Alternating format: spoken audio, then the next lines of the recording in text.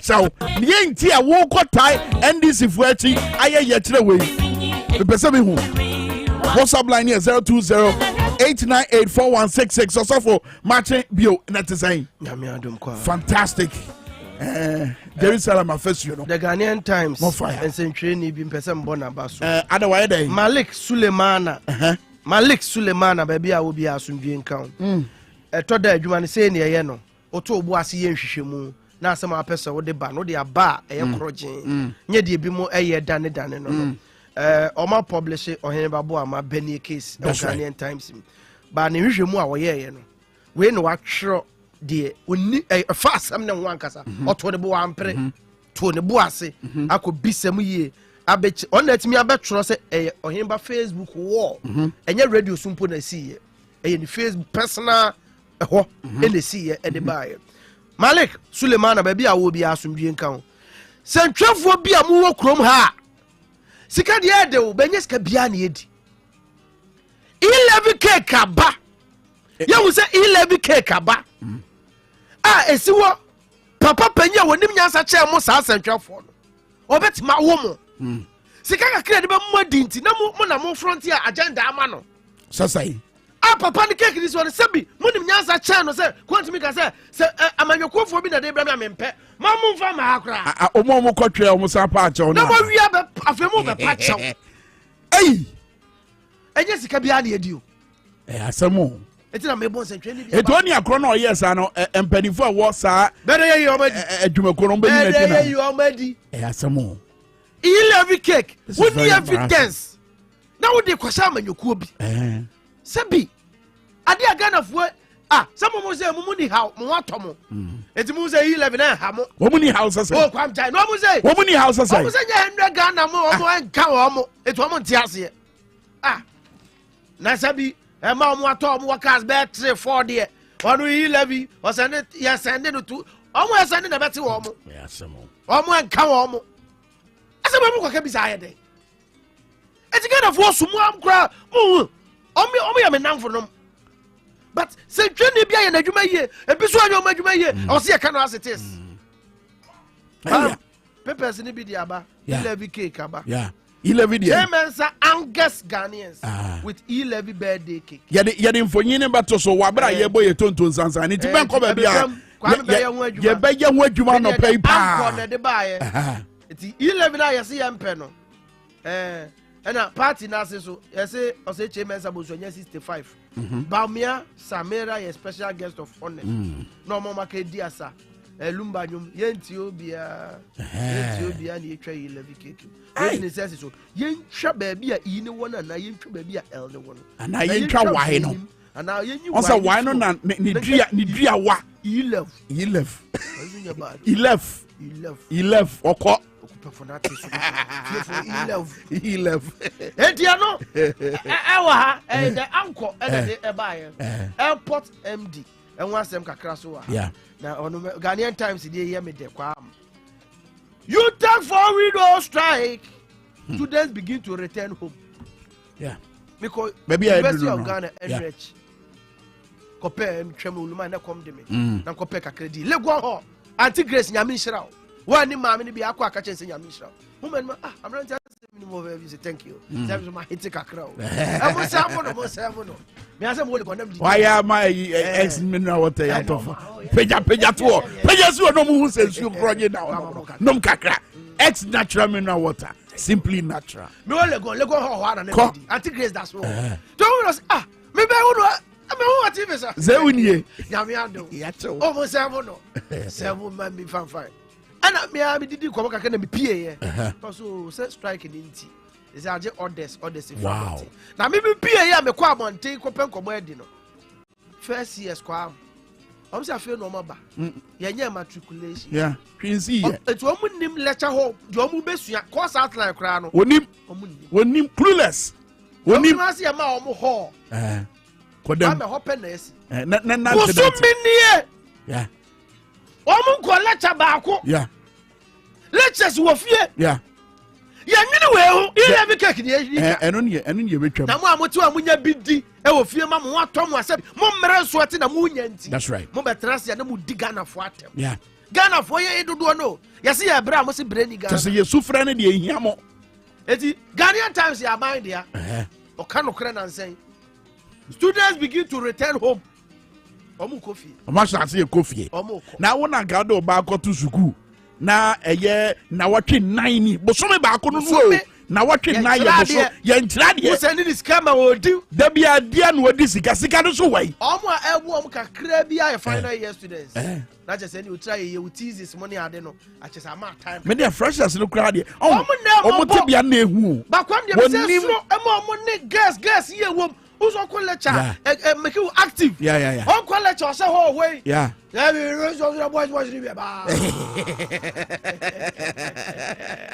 Suffer. More fire. Over Virgin, what do university? They actually not there no call lecture. No one in Namo. We try ye na mo da sorry kwa. Imamo ye. E perform man adwuma ye. What do you say? What my best say adwuma ma. Nyame hu mo bo ma me. Amen. Kwa me no ha. Opanyi kwa asem ne sa ye me yakwa. Ghana Airport Company MD. On the Ghanaian times, you are buying the trust simple growth, relieved of post. Near Bisa Papa. I see a UD. I say a pemono. Me. Now, when to be infirm, why any ma at once. Wouldn't so be Piazza then be a hat. Go to me. Go to me.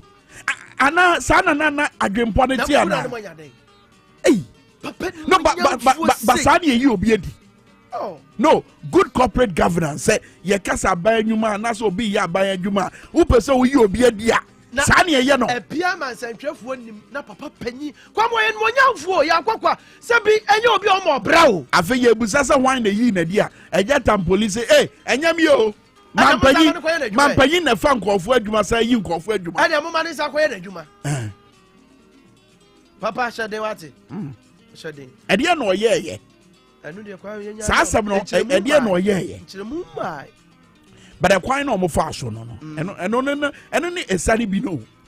Addition de bi e wo Ghanaian times. 4 jailed 120 years for robbery.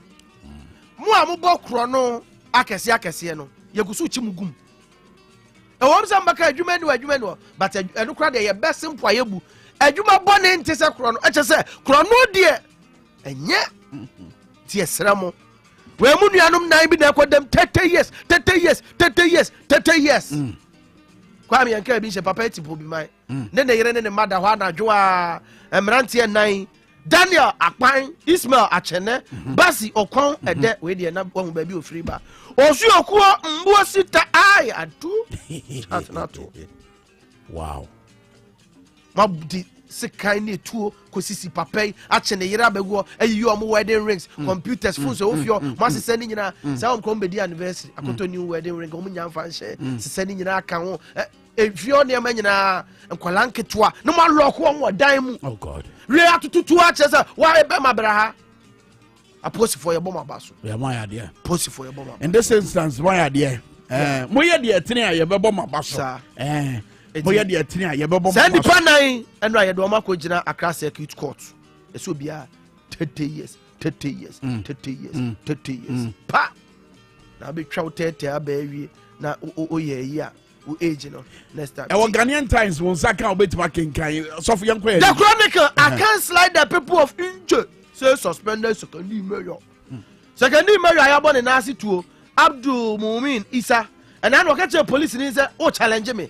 Mami ya do akọ Inche sabi say the Inche fo nka Ghana fo we nam so ama awin man hene o edwalai abeka say ade mi Inche no ade say mo yi Africa Ghana mu ana ana wo ka kire obi say obami transfer na Inche na ade ne eba eti beye man tano kwaw bambu a otoso miensa o man hene o awin ana ba abonte say papa me pacho baba mo say oh orukwa watena Inche da bufu ne bai na anofom brebre ti we na na momfa na asem bone enche no enti asem ne wo court ne de court beto aso yen resa de besi akọ eti Chronicle mu na wo no o de bai Daily Dispatch. Sick MDC MPs refusing to travel abroad for treatment to vote against 11 kwame ba afenyo mark neka honorable na no asem no kan men kan asem we say o kan amana ye say NDC MPs ayare we just want to Ghana for. That's right. So abeko na bechi 11 ha Ghana for there they will sacrifice their lives. That's right. another NPP MPs a omo eja ya na panesi so ye tutuma omo ba ye so omo to aba na edi enti no mo amra so be dwafie ho when it says omo dwere omo manfo that's right kofo no omo si omo nam no omo ye ho adwuma that's right eto omo yare krom de betre kroma e dey na broche na omo nko mo ye ne maye na doctors papa e wa na nuro papa nurse papa dia doctor fo hia mo de ma omo a ko bi betu koya koja yare eno ni question mo nye ne maye maye me da say so for that hene the one krata mo boso na de bre ye no so for that eno ni se Ghana card say international ye betu dia tu kwan ye betu dia tu kwan da bi nye so di tu kwan ye dey ba duro I say ye jitu so ye Ghana ni na dey passport na sana na ba umi e pa kire o so ye citizen enya na ba umi aka se ye betu dia tu kwan Dr. Muhammadu Bawumia general no E-Levy birthday party that's Dr. Muhammadu Bawumia head of economic management team and ye ka inflation baby and nam no and no ma boy ye dey wo man mu we have the men enu nie sansa wo nyina na Ghana fo nyina so na de aya yetre wo mo tinta su kokko e de akira ba minister Black Stars ho nsam so Ghana fo be nyina so de aya yetre di bia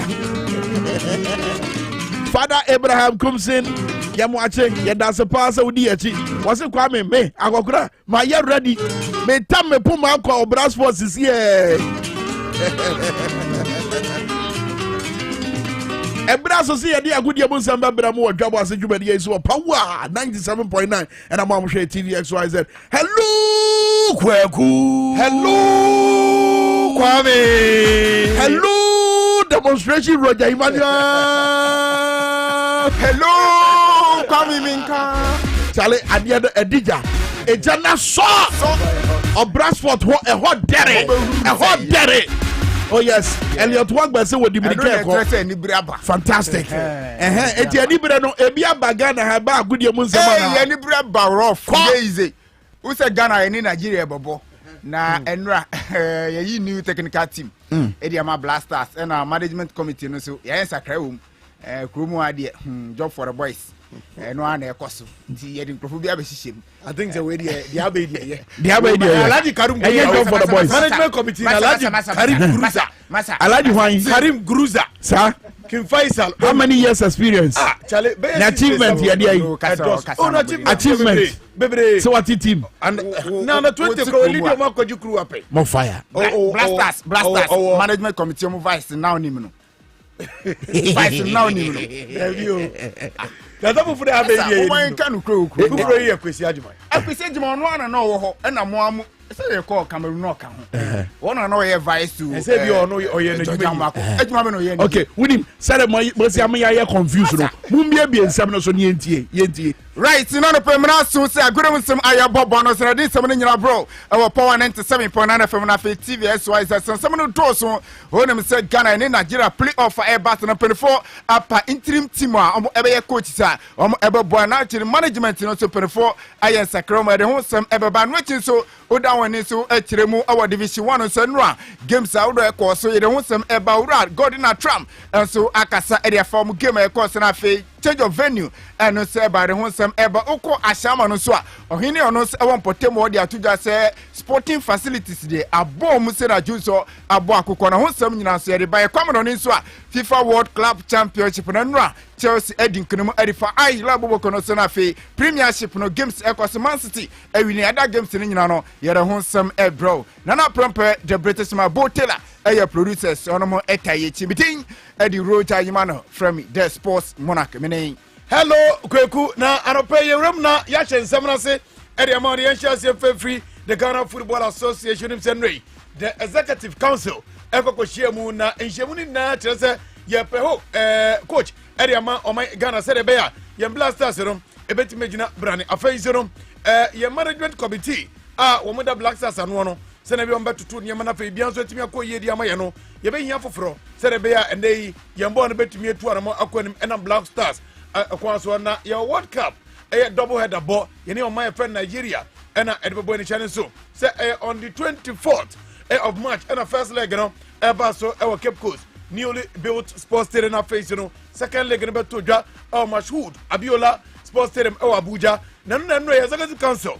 after say shemu na course we wie no wo mudi ababeto dwa sabre die warma pa new technical team na interim matches imienu eno mbebo na face no yes eni abetimi akoso yem eri ama Ghana na head coach no openyi AFN Otoado wono ene bedi animu as head coach assistant 1 Masoud Didi Dramani afei assistant 2 George Boateng wono so bebo na face no Chris Hilton ene wobe technical advisor edi ama technical team imrantie anase penifo mako enan eno mo abeli die edi akọ World Cup double header against Nigeria yasemuti bena lupeno wati o eden ono technical director papa we technical advisor eno no director come position ni ya feno Makado wano GF omo vice president no wano ene betimi aye chairman aboa na Samuel Osekufo former Blasters na fe former Bayern Munich defender no wano sine din atimi apiemo saasena openia ya feno Kwame Ofusu Bampo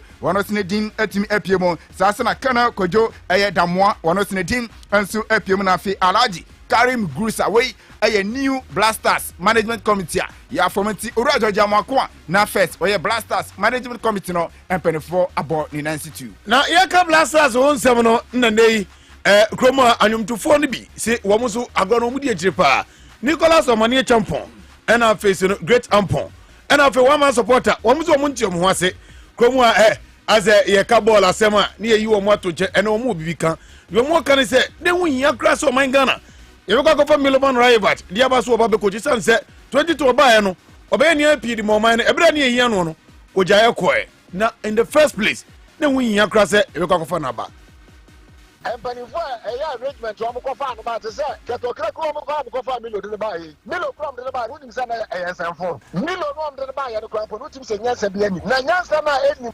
ya sa enya Milo we no ba fa Ghana Blaster ye tim ko World Cup ja ye boy homode kakra no ye ko World Cup na ye ba no ye yi ye film na ye ba no wa me ka Ghana hakura okodru ni krom no to ye nkra se kata for this ka bia bra no ntinu ye ne ye mfa ye honya de oba ha biem wa ntimi ni ye wie ni ye ama ya atras o katra ye se kata for this ka bra no papa ya to ni mo o bra nyansafo wo ma bi mu wa wusa ni tofo ho hunya bi nyasa bi kasa bi ko na minim nyansa ba de me patron ni se coach we ko ye no to ye nkra se o ma ha biem because kata for this ka so bra no na animtia we ye wo bu ye no se FF no ye serious keto kra ko ni nkrofo no sabi wo ma dwene mu topa enka da hia da mu no coach we gu ye ni mo ase na mo sa ko hona ba se o ma me coach Ghana Blaster ada de na hamo na mo ko no ko gu ye ni mo ase ni aba no ye ka na wo ayi keto kra coach ni e pamuna enye yi tese musika no a ma ya ba ko no mo gini coach ni sika na wo je wo mu ni tie pamuna enye yi tie na ka no akọ asetira mi no yo Nicholas Omanie Champon ena o tie ne Ghana na Zafinat Pania papa yi ena wo sadi tu dwa tie se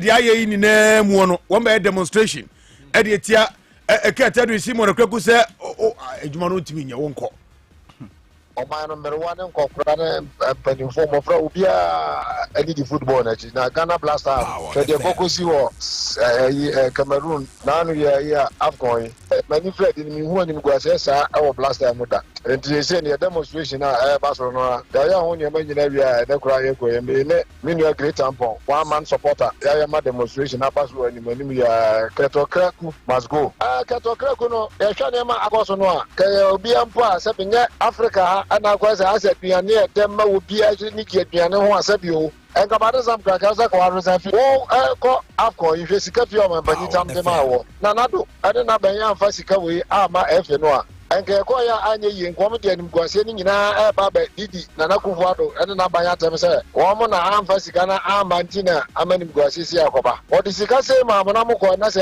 wo ko fa anim gwase a wo ba ya ese se nka mo ba pacho ba po ma ni nyina cha ma bia to e ma mpani se o we de entwa yi na so bia moving forward no ye babo ye homode se e be ye corrections na enema etimi akofan oba ketokra ku se o ma mpani di sika no ma no wa amfa ayi Lionel Messi ani Cristiano Ronaldo anka no player bi sa o a yan san konkofa emfa meka sika no ma no na se enipa no wasan kura be didi o ma mpani atam my own estimation kasa no okaye no e atem didi kura ma ye ma mpani ni Ghana man nyina ye the demonstration no to gwa wi a enum sem se de betu gwa match bi no kra kunu de on fata so o ya FA boss yo enti ano ne nsema Nicholas Omanie Champon kwa wo bibi kana meti aduane pampan bi nka aduane bi meti ne pampan me de metima kan no aduane pampa bi nka na meti celebrities no 11 politics de we are also ka was on ukoye demonstration yi levy omu ka yi levy mu asem na no obi ko ka ha yi levy on de ye no ha tra o de meti ama ni ebre de so called celebrities na ye hu ade am celebrity okrumu ano ye be hu be free ba on fire yentu aso na afie wrem awa division 1 even sem ekose no se no a da midweek games out ekose na mom wrem awa dance man ho na team a ye fa na say Liberty Professional o mo chi Gordon Atram team no ebom kam ye no amu etie kan ba na after the game no na Gordon Atram akasika kan wachi wasanso akasa say o change the venue e de akopiem awa Tema Stadium no so wakasa e de afa no yenti na afie ye nsem a Gordon Atram e di tuja Atram Divisa bless, you know. I'm confidence level. So the best way is to defend, to take the 3 points. So I changed the system to the 3 back, 5 in the middle and 2 up front. But it didn't work. They were able to equalize the goal. They had 10 men as well, and already capitalizing to score 2-1 in 7 minutes. I think that in all, it's a very good game. The referee was very good. Officiating was great.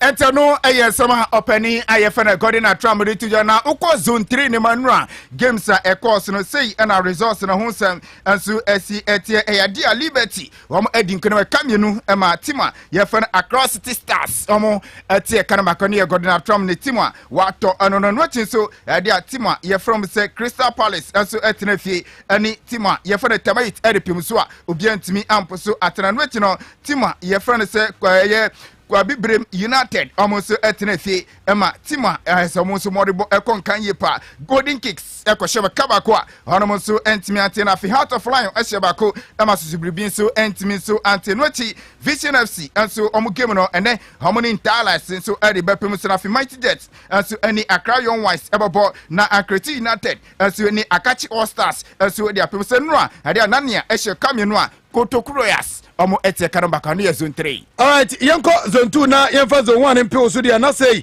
and our results rate Azakes it was Samates for the first time this season Division 1 league no by a long go to 0 and no Samates je mo huje na papa second Sweden Blacks and ya chicken about 1-1 afei asokwa Deportivo and bekwa you football academy and so about 1-1 Enzema Kotoko it was Sky FC akabakwa wom entimi anti New Arabiasu United one match mienu Pacific Heroes entimi ansimu Arabra Kamisiros abantu drafts ID Pande eshe mienu Unistar Academy atimu ebako and then matches mienu abaso no Future Stars and Soccer Intellectual na Holy Stars and so any wasamai edbobweni na odwani chemu awozo wana Senate Boga All Stars and shebi so atramai wonum eshe bako bafo Academy eshe bako Sasuna Dreams Tamale entimi ansimu Arabra Kranza Warriors eshe bako my Young Apostles and so eshe mienu afebre kuma Arsenals eshe mienu Unity FC atimu bako na fe wasunta shebi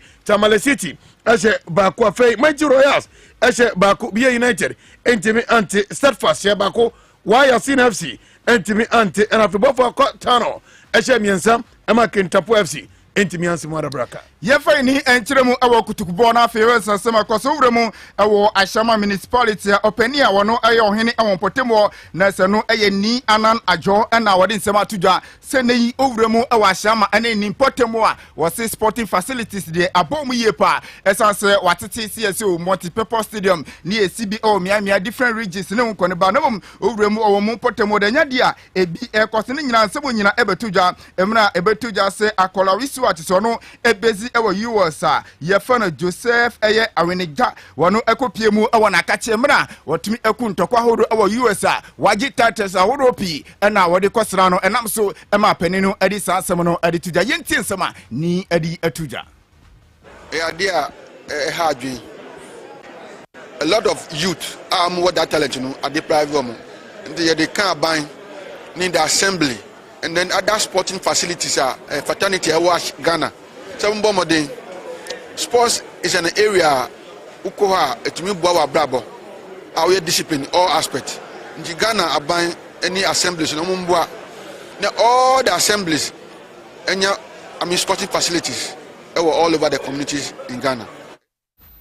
Eteno ensema peninu edi tujana abrante ayefana Joseph Awoneja Junior ni papa Joseph Awoneja Senior eno no so edi ensema akra tuja se uhwe ni bana osoyie pa na mom giri se box ni de ade bako asi na nusiye pa na mom o ka kire Ghana fo nyina se box ade bako a ewo se obi ade ne hu hyem na ogiri se wo ye adwumade a box ni ebetimi adum pempenso a opese odru. It has really opened my view on Ghana and Ashama to really see all the people that support me for all the work that I do. And I know that I will also be helping to come back more often to help with just helping out and also giving my aid to other people. Really, I want to build, see if we can build.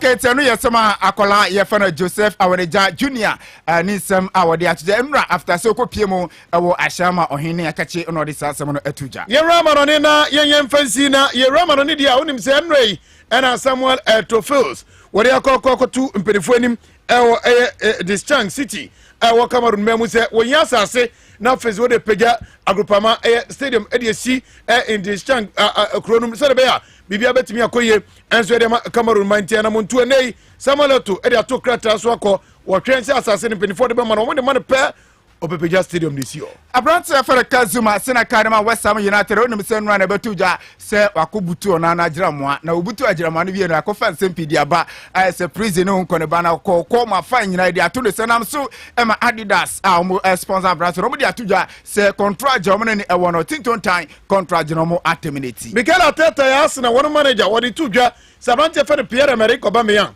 no na problem no ewo Arsenal.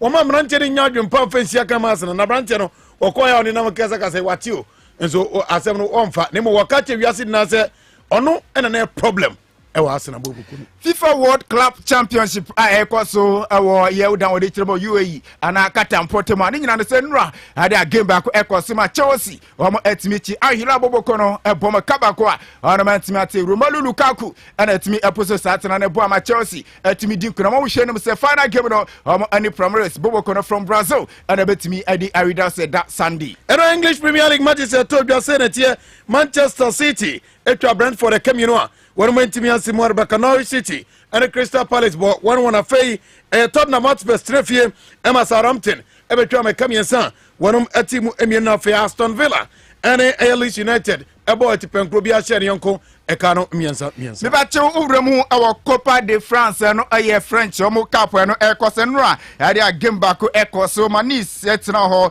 ani team of no Olympic mazere pem se ba na wie no Nice ehom ekapolpol nan e ma Olympic mazere ete kan back so asena owremu awo Spain so a ho na Copa de Rey no ekose e ma team of Rayo Vallecano etina fie e ma Real Betis epom kamie no a ono so ete kan back ete no game ekose ne games ne kakra pass England okwa ene e dia Wolverhampton Wonders any Arsenal ebobos Arsenal Liverpool any Leicester City so the pim so ne games a Barcelona fi uko Italy so Coppa Italia and Atalanta omni Fiorentina ebo Juventus asini Sassuolo Calcio so the pim so ne games a Barcelona no so na fi edi nsem ni nyire si sanse bra no kra tia enti yesoro so na Dwabo Ase ato kwame menka ne abaja fa krado amode jumade ne to aso edi Roger Imano from the Sports Monarch. Hello Kwame. That's right. Afa. No, see akwala no ahere. No, akwala no. Ne mfonyi ni yebesa yibi anase video no. Yes amobio abofra no Joseph, right? Joseph dia awunija. We boxer na. We boxer. What the whole coach assignment hene memoa. Na wuntie said here was it die adwempo biedi. Na hwe na kokodro. Look, system no. And yes, and yet Ghana system no. So what you the bro for listen you see risa na no risi no mana. Nature say yet Ghana ha not tonight. One Ghana ni won. America ni won. Eti hwadwe na kura no. Na hwa kokodro de kasa. But what you Ghana, we ye baburu, we dey for Ghana baburu bi. Na ko jam ah what 17. Enye nyansa asem na make no. Na kokodro kra ni ho. Because system no ebe show ebe Emma sa akukudro no Emma sa akukudro no Emma won't even can what you say 18 and sense for be yes wo mo come adwen na obi eti baabi no he sentwani ni mfie no de tutu ni mfie say na akwara ba enie kroma de akwara ba enie kroma ye nkyere agye onya kyere wagye pese we akwala wo sa ene akwala doesn't mean say wadwen ni so awo well ene me de mofra bi a o ma che o ma dwen nsem ebe kire mo ne de aka nsem wa bra ye nyina ye siesie ye ho na ye kire kase ye koso enye NDC for nkwa ye kire no ye de ehun fonyin so etwa ebra mo Wahab Mohammed eni bra yima ehwe wo Facebook live sanso na Messi kwe ehwe ye Messi waka nsem ya for say che mensa boso ye ba so sisi ye Tanko Rahim onso butu Facebook live a wo hwe bra yima wodi awogu so na wo sha manfo sa muncha dwumadie no na mansa nyina ante Blessed Son also ye mo atwe Adamu Mohammed enso hwe live and I so Oboy Emmanuel share live. That's right. Mami to be can for a year Akusika Rescue Mission Papa Bin Sombrem also share live and I so Janet Akoli Atanga Bernard air share live Hetty Ablavi Coffee air share live and of course Brahima would also sa Diamond Lati was a Brahima Yaminchao and I so Honorable Rasakito was yen tria yetreno yet Yasisa so dada Kwame Minam Kwaso Ameko Fauzi Mohammed was a Kwame America be a me to a Meneko or Brasford Yamrika Ketwa and I so bless Ahiachi was a Kwame Media Mibutwada dada Polata se Kwame Nientia Maya yetre and I said Nientia Medem Hoji yetre any say and no mabwa aye day ewa yama Ghana and I so God in Chama se Kwame dear John MFPA we about a caricature at just a niabre Honorable Rasakito Sinaswa de Jaso share Koto Samson share Charity Apesa and so share when if Yanina was so near Dania Homa Yaba Yabeso ye tonto Zanza Mabrum na and some wahono Yadinin out to Yabetre Adin channel and yes ye ni SUB so and need your kwaso Ghana and some yeba baby so yaba.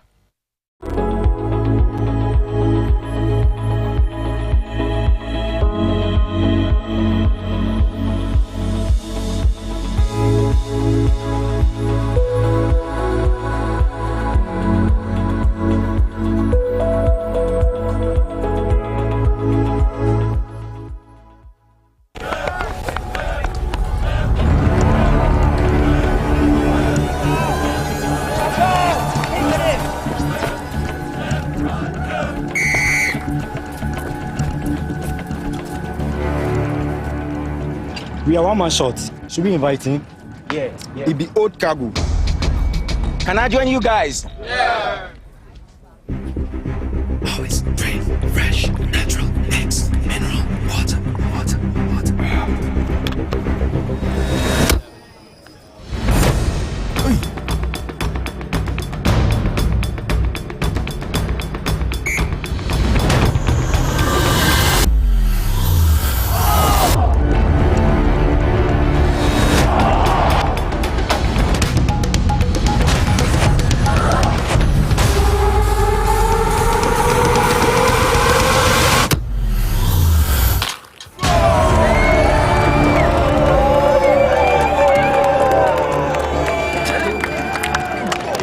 Still got it. Always keep hydrated naturally. That's my secret. Manufactured with the primary aim of preserving nature's finest minerals necessary for a healthy mind and body. X Natural Mineral Water. Simply natural.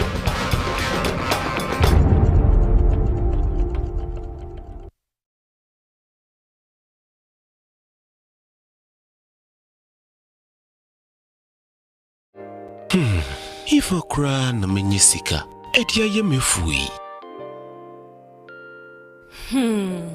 Ehin fa na menya bosia edia tre medwuma yimu.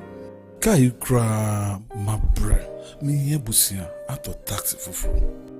Suhum Rural Bank. Suhum Rural Bank.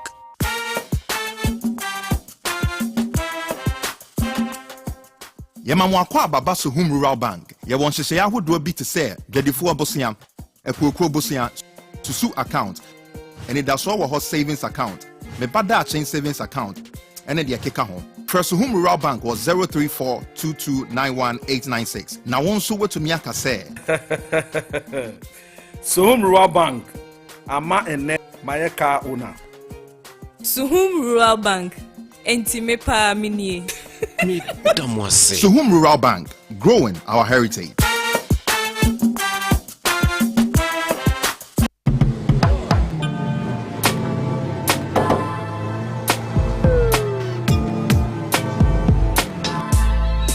Welcome to Auto Check Vehicle Diagnostic and Licensing Center. I hear my car can be checked here without going to so many hours. Sure.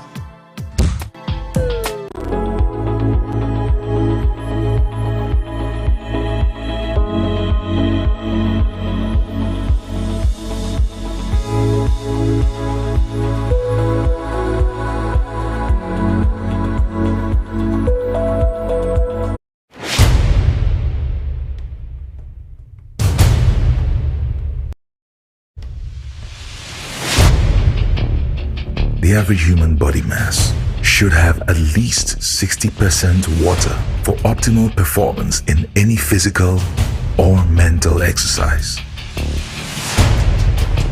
We can help you maintain it naturally.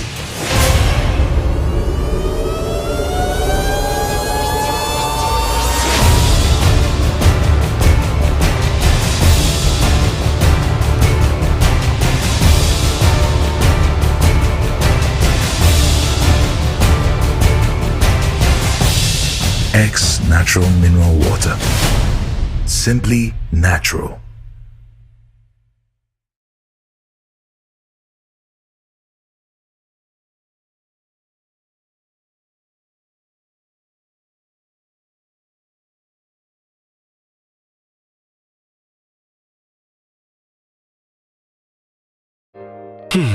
If I cry na menyisika, etia ye mefu.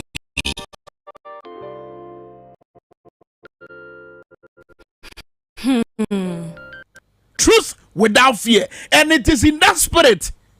For the next and nefua do 9 in the next 14 days. Debia yebeso ye tonton sansre mo abrumbia ewo Dwabo Ase dwumadie no. Yebe kaka ye nyo heneba. Hey, yebe kwaso amwate ne na mo mpesa mo bete no. Yebe mo mate. Mutie oheneba ne. Oheneba bo amane nie.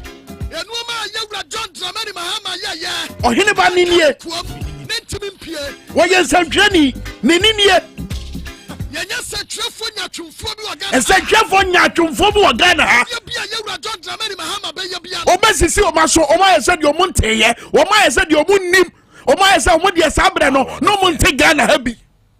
Omaye omadwen se sabre no de na Ghana atetia saya pansam. Meanwhile, Kwame Nkrumah Circle interchange, omunam so bi dabia. Kwame Nkrumah Circle interchange, dabia omunam so. Meanwhile, omo kwa yaresa ewo Greater Accra Regional Hospital, Ridge Hospital, omo kwaje yaresa ho. Nano yade kodie wo coronavirus ba ye anka ye University of Ghana Medical Center, anka Ghana ye fa he, anka Health Minister wo fa he, anka Dr. Matthew Pogu Brempe, anka he fa no de be fa. And Kenya Futua be to say stabilization fund, heritage fund, and the Futua would including energy sector levy, and can a burden yet imagine South Futua is so at Yakosia wa and Yasikasa Yadebaba Bobra, our my Ghana. Hey, and someone another Minyaniko, and some Yadum be and another Minyan, now what you go. Obiama Facebook live radio, Power 979.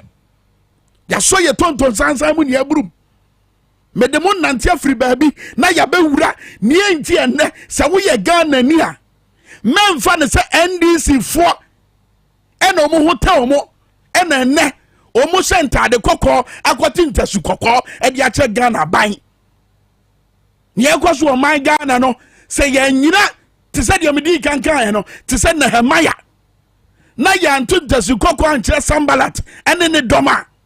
O my no, Yanimonyam de Befree Yenchain. Yanimonyam ne, Tizadias and Nehemiah time no, ne Jerusalem affesio no, and ne, o my gun and Nimonyam, ye sika sem, Mebura ne, Womunia Kukodro, Mebura no Munia Juma, Mebura ne, Womu, any dasho piano, and ne, and no ne Yanimonyam. Say na ne tibia city. Some way na nana minu ohene beka. Some way and nana minu ohene ba eka. Na wa imagine o. Say wo mam ye nu gina ho. Power. Wo yire e gina ho. Na mfonyi we ye fanto so no bi ahwe. Ye hwe mfonyi we. This is the picture. Anema ehunu ye. This is the picture. Ane yire ehunu ye. This is the picture. Womo time na chi, womo dono, womo time tie no, ewo kasa fidie so, ene kasa mfonyi so, wani mfonyi omu hunu ye. Mfonyi we gusu di ntre ha, ewo abefo tinta fidie yi so. In the next 14 days, Power FM, we will be in the cells with Toheneba. Dani den nyina yebeba kasa fidie yi so. Yadi mfonyi ba chiraw. Na wahwe the face of Ghana, ye kabi mami kabi amemwo.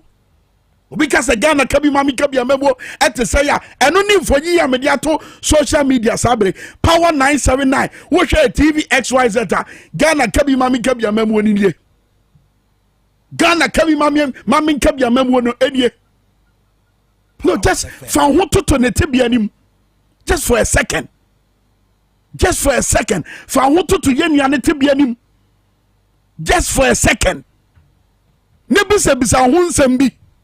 Ti said your master as ye e wa aba for tinta video Facebook live Power 979. Bisa ho critical questions bi shall say dwin sem bi ho. For no ma bi to no ma bi ho na kika no ma si ani afra say na no na say na tie.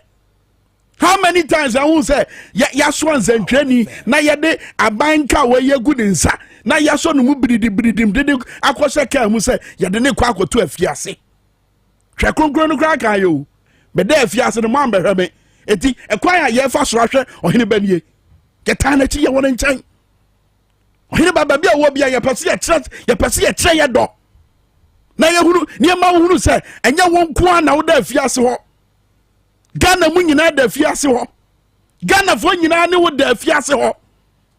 Na wabra wo da ho no minim se nia wo fami hye wo den sada be ya daachi bi wo firi bu ba obekọ so abo adwumaden ama my Ghana nsem kra sai na sitie a ye ka ye mayenka Ghana nsem no sai na sitie ede nsem na ekọ so my Ghana mu nyina mani tua mu hunu se eye asema enya e wo se ensakraye bitimi efiri mu ba Ghana nsem sai na sitie Power FM one yo ene wako no Power 979 Facebook live ma mo share with Tvxyz enye Ghana kabi mami kabi amemwo no ni mfonyi ne yade kire mo no my Ghana eba freedom of the press na ye tide Ghana twa amama hodo mpoa no eni o sentwefo fa hodi ani nie ba freedom of the press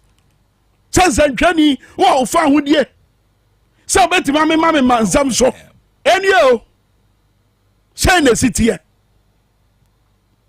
because I define media freedom in Ghana. Mamu wosuku amusua journalism. Define media freedom in Ghana. Yakase kahun fonyi fanfonyi we kire. Fanfonyi we kire. This is media freedom in Ghana. Me se fa ho to ne tebia owom. Oba wo tie me. Imagine say wo kunu nie. Na dwuma wo ye ne se wo be so eye microphone na wo betina kasa fidie so. Na waham na nsema hodo ekoso amonyina mani tua no wabeka ene wonie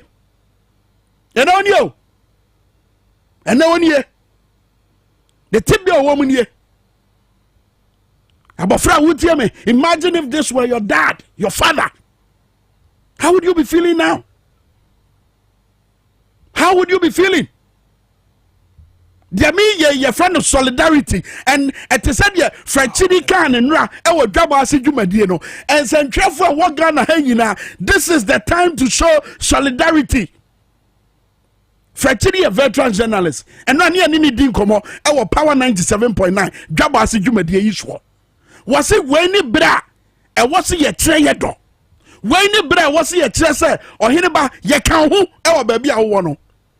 When is sabre way and ebra was here yes ade no na na ye jai say nya twumti ye nyina ya kan ya no atum ene ye yi ani ene ya bɔ mi fita duku sabe ene ye twi ani ye de mfa ye ho okoto de ne bodwe ye de mfa ye ho na se wonya adwuma wa ha na se nya me na eto me me na me nkoka na me so ye mbeso ame nko adenti de hu abɛhyɛ nsɛntwɛfoɔ mu ɛwɔ Ghana adentira ɛna me catch us say minimini anom nsɛntwɛfoɔ wɔ Kumase ɛkasa ensɛm a wɔn taa ka ne sɛ kwame nsɛm ne bia ya muka wɔ radio no so ye de ye yes ye ka bi wɔ Kumase ha adeɛ bɛkye ne yɛfrɛ yɛ radio station owner sɛ akwa ɔmo nyini mfiri so and ye kɔ so wɔ yɛ mamu no way sa reason way etina Ghana for be say enne wo mo de wo ho ekoka NDC for ho akoye ye kire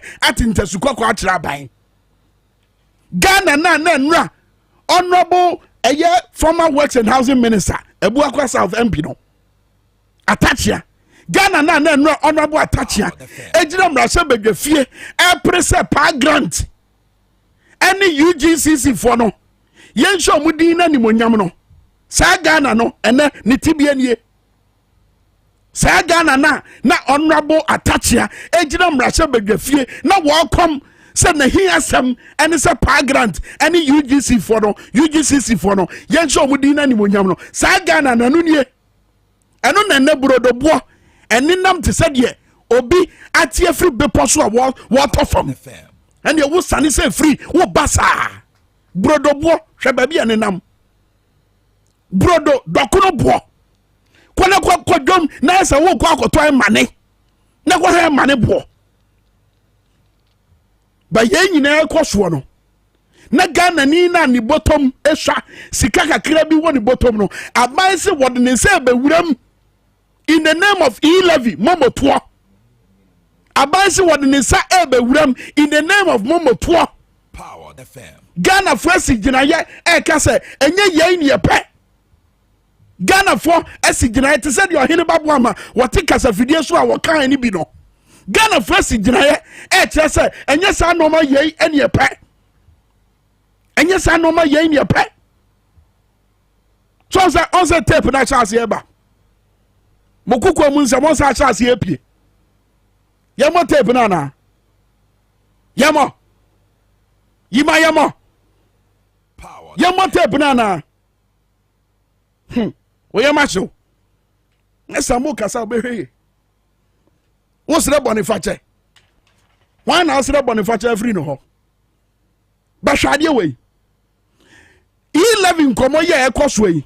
Honorable member of parliament Emma this year won New Dwaben constituency. Wakwokyere ne ntia. Ebesi ne wo mrase bedwafie. Yen hyase mbobo ho.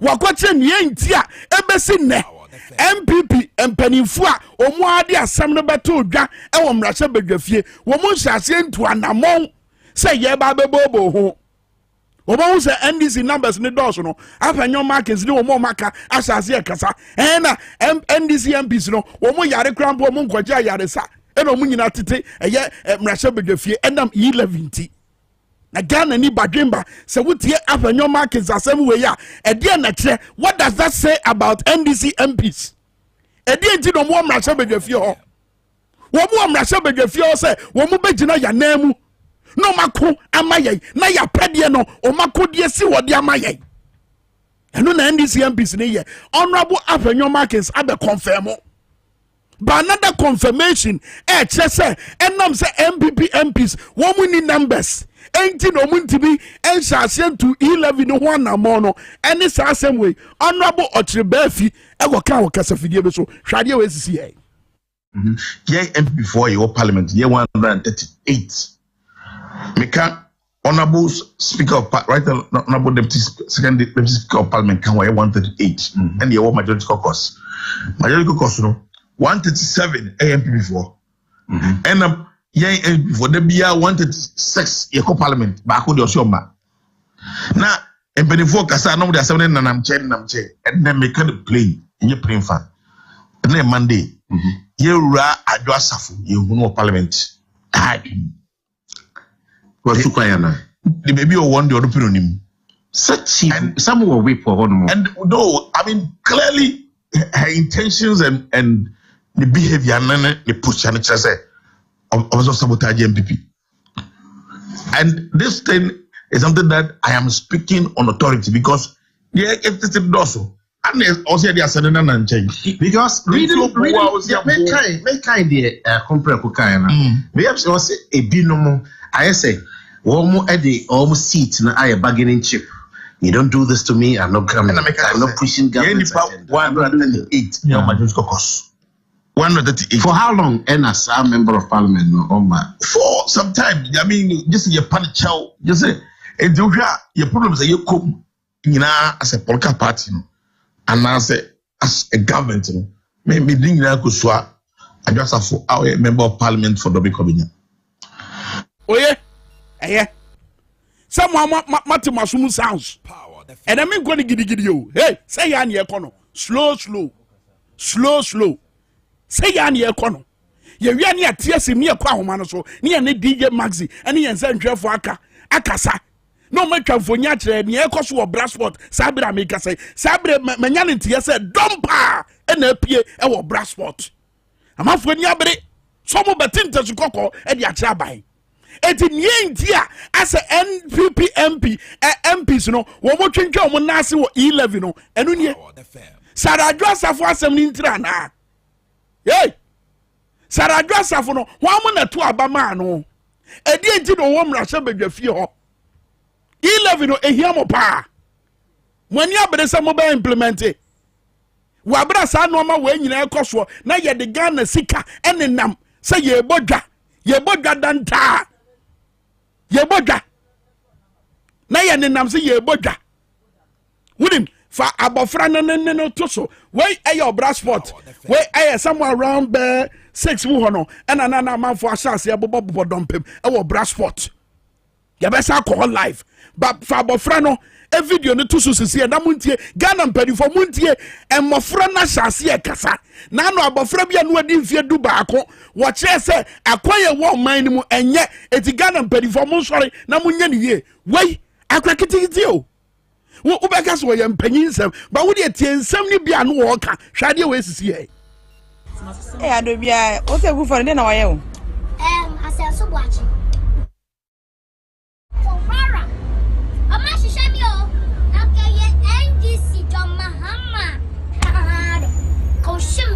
school. I should be my bisma busafo. How much almost a pew? Which are fellow Ghanaians, follow dear. Rafaka see, face the country, no say Anna. Cromaya say, baby, I say. Boris Johnson, yeah. Oh, Boris Johnson? Yeah. What? Boris Johnson, the Prime Minister. He told everybody to stay at home, yeah? But in lockdown, the Prime Minister, Boris Johnson, he just went down to a party in lockdown. And he's really naughty now. So we had to go to the naughty centre and tell everybody that he's sorry for going to a party in lockdown.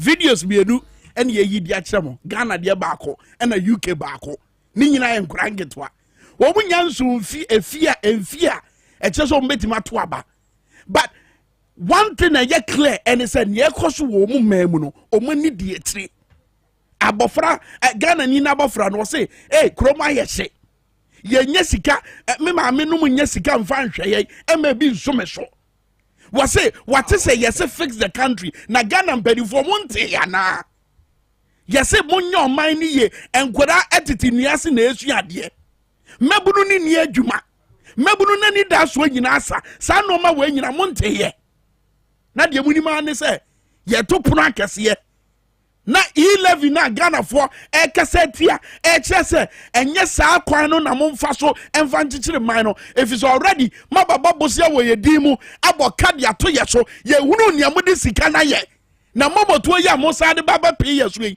eye asodie anase eye adeso akese e na mode baba so Ghana for eso ni mfa so Ghana for akasetia eso watwi mani Sevena mo abese ye ne wa ba mu ye betima ye de ye pe levy party ye de betro but before then yen kai ye ho nsem bi adwombo adu kai na John Mahama o muaye bi ma no ti asem we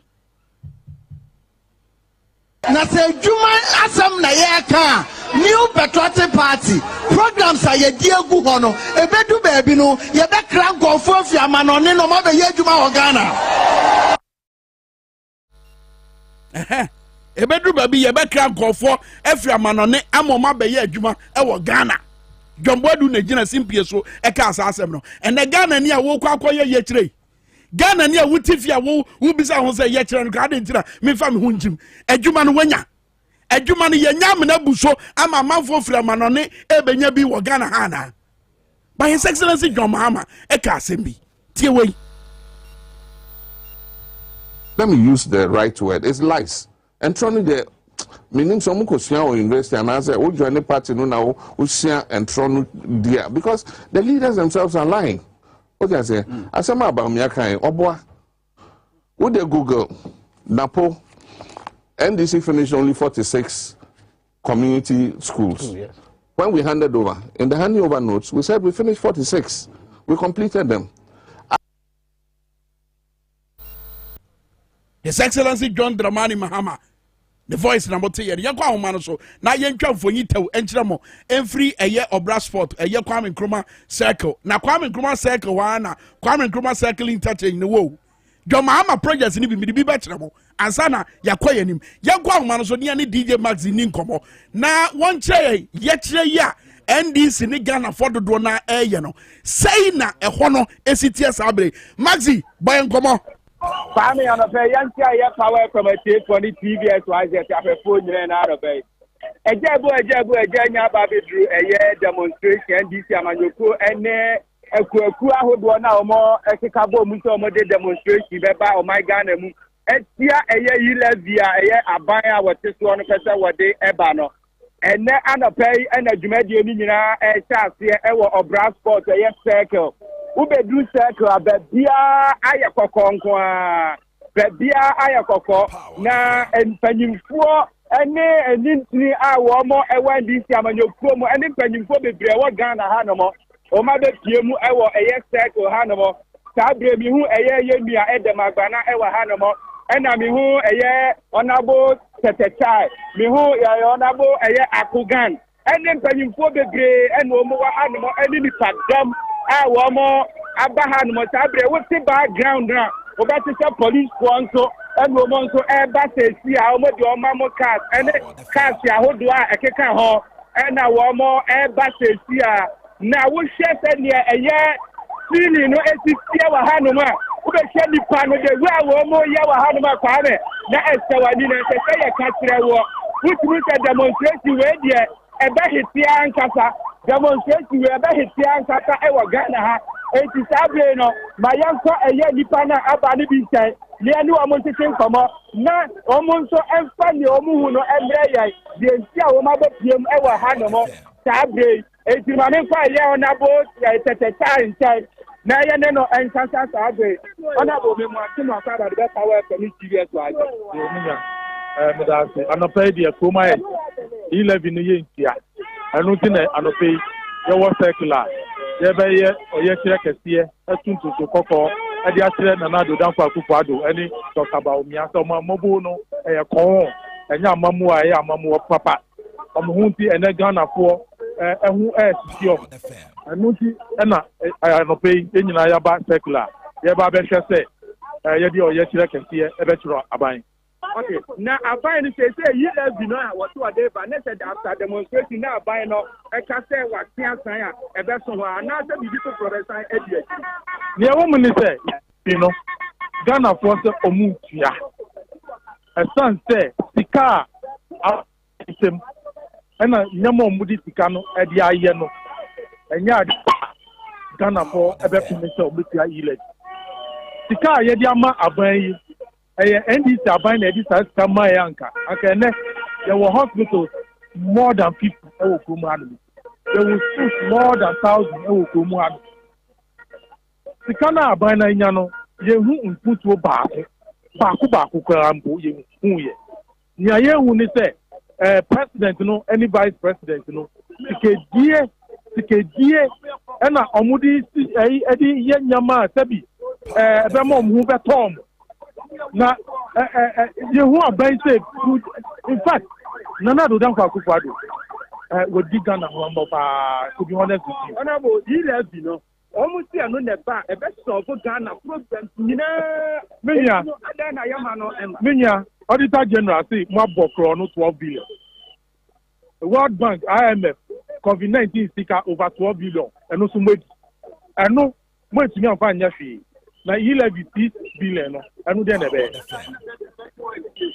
be road eno na be crazy job eno na be ma agri minister obenya fertilizer eno na be ma road minister obetumi aya akwan nya we ye dada sika no omwedi se so mo apin omuni ni ombeye se we share rating agencies ni nyina Moody Picho what have you omunyina say oman economy no atom you levy is not the panacea ni adama ebetuna solve Ghana problem ni say ombe kasi way omedi Ghana sika no ebeti omu edi atum anaso yebemo ometia sika no abana kasa president ni vice president oman sika na omudi aye private jet omudi ko eba no so mbeta so the ministers 125 yehu omuso emfaso no the person muka sa omuka sit down sa ministers no enti nyama bebre wo honu aban ni betumi aye ebema Ghana for ehu ebe form ena hwe petrol bo $10 ba miani na do omo he ena Ghana petrol bo $1 die blo na omo pese yeyo enti oman ni de economy no Dr. Baumie na akufu adowe aso ntiom enye yile ena de save mu Ghana for say 11 ni de ye ntia ene ye ntia otena na ene se yegina hanumu ema Ghana for nyina enye obi a na betumi aba ha but what say yenu bi no ye sacrifice ema Ghana for ye MPs a omo parliament NDC MPs no ye bomb abaso papa omatro do a omo edi Ghana for na aniaye kache Ghana for ni say eba 2024 MPP ni MPP a obe supporting elegy e wo parliament no yesu abentia no because omo ni oman hu do na oni ma de ba for omaya ama Ghana for bu efu pa no enra no mu di omo birthday na birthday no omo kito omaye elegy birthday cake and omo cha yen MPP ni ye ni birthday hear me MPP ni ye ni birthday NDC ni na di cake e di be no eyen kwasi asem obi obeka sa asem no sabi on drink kokan ni ayaka ni say ba cake na omudi kire Ghana for no onu ati kire ni omu pa kire ni say omu yen ni ayeye nyen form hu what you say this is the sort of government we have again country yen no as on my mapa no ayatia no ye beye omu si ni ayeye no inform hu ile bina no omudi beba de ya kan ya no atu ka Ghana for ehwe eno omu titi trotro mu omu ni ayi ni ekoso sabi omu market ayi omu Ghana men nyina no ye nyina ni ekoso enti so omu si yi lebi no ye be bia no inform hu a so man na so mu dem 2024 Ghana for so be tro maju enti omu nya ni omu pe samamu no sa na ye na omu de omu koso no mu je Kwame na ene alofe honorable Theophilus great akra Kwame Maxi Seltimi nka video ya honorable Theophilus chai kan ye eno ya sase aye yi wo Facebook live pa 979 ma mo hwe wo Tvxyz nso on se video no ena edi ahimi na chese de opa cha ne se ne course we wo honorable Ase mensa birthday party woni susuye mu no atem didi on yes so say ya atem didi san se o mo tire se you love no mo de ma wo ma se de wo twa cake na die no saa no mu be di sa sika no mpuntujuma na wo mo ka se ebeba no mpuntujuma bia wo nsa wo timi mebusa ne se you love na wo tete ye no sika no ewe no wa mi nua ba ko ha no mo pese wa no kasa William wa timu akwa ba yeah you know I find it difficult. Kwame himself, you know, is one of my best friends. Kwame, The question that we need to ask ourselves: why did we pay for e-levy? This is Elliot Wobe. Elliot, why did we pay for e-levy? You see, if God wants to expose you, God will expose you in the right way and the right time. Just yesterday, look at what really happened. How can you said e-levy can make you to develop this country? Just yesterday, you were having a party, you did e-levy cake. God has already exposed you. So we said we are not going to accept it. Whether they like it or not, we are not going to accept it. So that statement that the Amwa make, that they are in government, whether we like it or not, they will continue with the e-levy. Kwame, we the Ghanaians, we dare MPP. We dare MPP. If they go ahead, my money in my pocket belongs to me. My money in my pocket does not belong to MPP government. MPP came to this government 5 years now, but you and I know the kind of money that they have borrowed so far. In the history of this country, I've never come across is that no government, when Nana Akufo-Addo was coming, Nana Akufo-Addo did not tell you the Ghanaians that he's coming to back in the sky. Nana Akufo-Addo, thank you. Right. Yeah. Adam, so Usha a year numbers are abba. I mean, any butain moya yetrena numbers in the butain is here. Kwame, demonstration in the Enyan Statio is a warm up. But warm up, look, Usha numbers are this time out. As organizers, we are very, very impressed. Now, him said, at the time I ever feel brass sport, I headed towards Parliament. No, Kwame. The numbers, 10,000 Ghanaians will be on the street to protest. Now, and you know, extra, Ubaha, people be Ghana colors because it is not about the NDC today. It is about Ghana. For me, they are Ghana, the collapsio, the Jaya Akufo-Addo, and the Busi Afo. Omavia Sika 11. It is just like an icing on the case for them. Now, enough is enough, and the e-levy will not pass today. It will not pass tomorrow. Adam, what do you mean? We organize a series of protests. Until say Akufo-Addo Abanu realize say e-levy need here. Okay, Adam, so what do you mean? Question and I'm person Bibusa and say, what can icing of the cake? Ya video ye our Tvxyz see a video I shall see a dintre a honorable say chairman sabos on the birthday party. You see e-levy cake be copy mo MPP for be say a NDC for na de buy acquire tremamente. Sa video wahu. Kwame. Yeah. Sabe yanyi na e di birthday da. Now, would the birthday now say will be my gift cake? That's right. Who gave? It is not the NDC that gave that cake to Osechi Mensah Bonsu.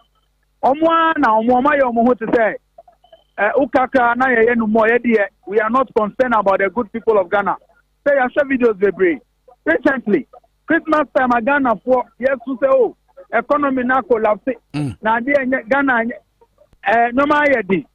At that time, they continue to party around this country. For them, they really do not care about the people of Ghana. Okay. That cake is not from any NDC member. We dare them, we are challenging them to name the NDC MP who gave the cake to Osechi Mensah Bonsu. Okay. It is their own way of telling the people of Ghana, say, we are not suffering like you are doing, so you can continue crying, but we don't care. They are so insensitive. They have no respect for the good people of Ghana. Until now, to me, yes, that cake, no, and do all of these things. But the only message that Mioma Omuni said, it gets to a point that the youth of this country will rise up and fight them, will take them on. This insensitivity will not continue. It gets to a point where Obibeka said enough is enough, and we have seen it before. History indeed repeats itself. Okay, yes, Maxi. Maxi, with him, you're finding out now, you're best about chain. Now, when the Ghana for be now, Ankran Cromundi, Sabi Omunya man for identify B. Nani being Casana, young Butayan Tia. Almost so Abeka Yetreno. Yabasa Banchen, DJ Maxi, Wabra Wode, a year, Amadabono, a few of Brassport, Eba Sabra Yaka say, Yetreno Munyan Sasia, but man for Sasia, omabo dompem ewo eye obra sport hono mbegina na empenifo ni omakasa ansa na omashasha nante nkrenkrom na omakowie ewo bia omubawie eye yekire no ba E11 video no eye E11 cake video no honorable say mensa bonsu the birthday party eye say E11 cake bi ego pie mo ho a ene ye twen se honorable say mensa bonsu se wode ense bi beba betudwo so fam betudwo eno yegusu a ye twen but ensem a ye tete ne ne ye hunu ewo abefo tentafidie so ene enfonyi ya edi ahim ohu birthday party ya amafo busa se Dr. Mamadou Baumia, head of economic management team E11 komo yente won ka ho eso ye wo birthday party ya o say mensa bonsu ye ya na wase eso E11 7 no ne entia e wosi ye tua no wo meka ho asem one of ne honje eye town hall meeting nim town hall meeting na ekoso no head of economic management team eye yente so wo kasa ho wo metrem the same Dr. Mamadou Baumia wo go tira Peace FM e ka say mobro wafo ena sabe wo mugu eye mombo so na ehun hia ensem fata sa ban bia de to beko akoto mombo so no onobo eye Dr. Mamadou Baumia His Excellency Ghana mampani abadi akire na party ase wo wase eti wa bra Ghana fo su na omo yam hwehwe omo se sika di kurom epono na omo to no enie na omo ju omo ni na omo di asa wo de entie kakra tie kakra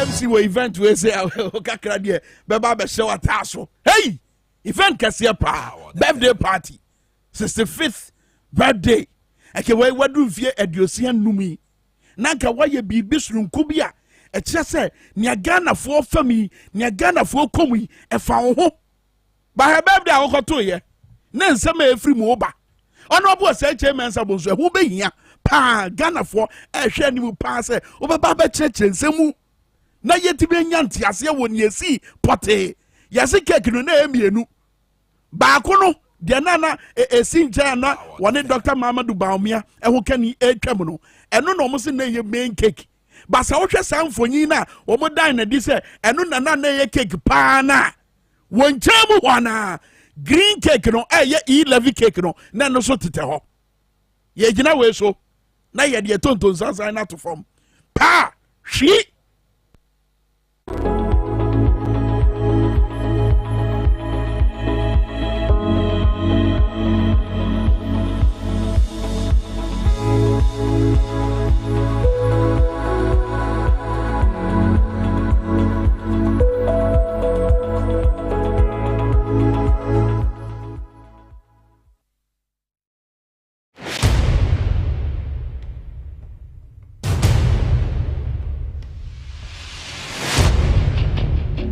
The average human body mass should have at least 60% water for optimal performance in any physical or mental exercise.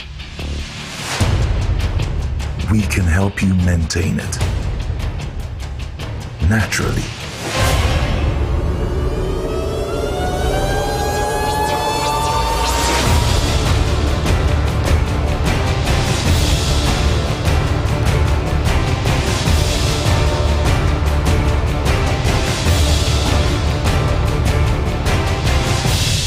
X Natural Mineral Water. Simply natural.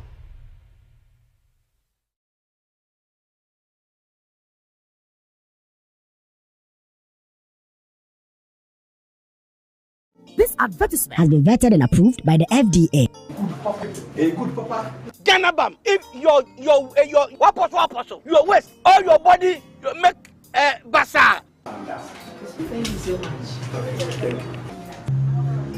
But your mammy Ganabam, the same name, you get to an answer.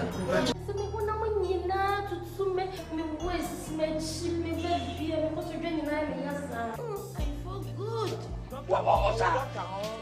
Ah, I what I had it? Ganabam! To from doctor no. Where you there? What massage there? 20 cedis. This is tobacco. Ghana Bab, young to Emma to her. I first at tobacco. I found you be 20 cedis. Hey, you know, Nemo, 70 Ghana Bab come. Sound two, so also. It may come from Ghana Bab. Ghana Bab. You can resist. Welcome to the Royal Dazzle Event Center.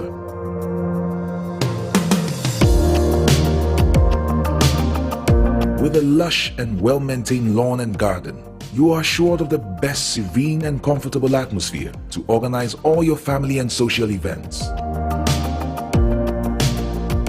Live the royal moments here with friends and family.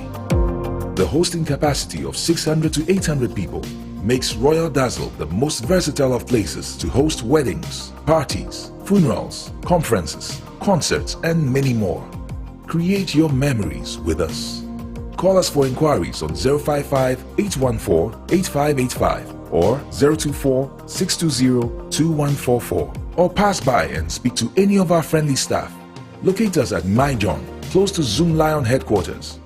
Royal Dazzle Event Center, creating memories. If I cry na menyisika, etia ye mefui. Ehin fa na menya bosia edia tre medwuma yimu. Kai kra mabre me busia ato taxi fufu. Suhum Rural Bank. Suhum Rural Bank.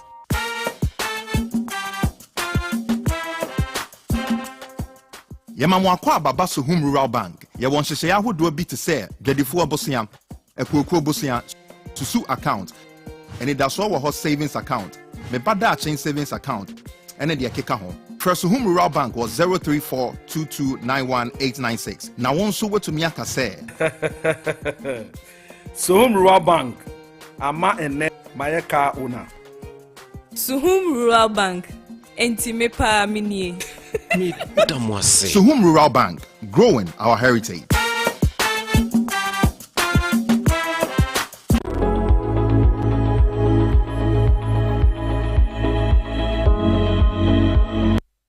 Yeah, MP before your parliament, year 138.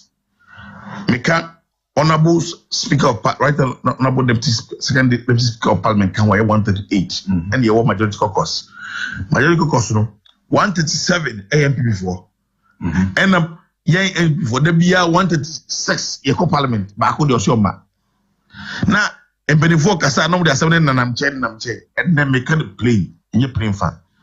And then Monday, you ra address of you know parliament. What's too quiet now? The baby or one the other pyramid. Such and some will weep for one more. And no, I mean clearly her intentions and the behavior and the push and say also sabotage MPP.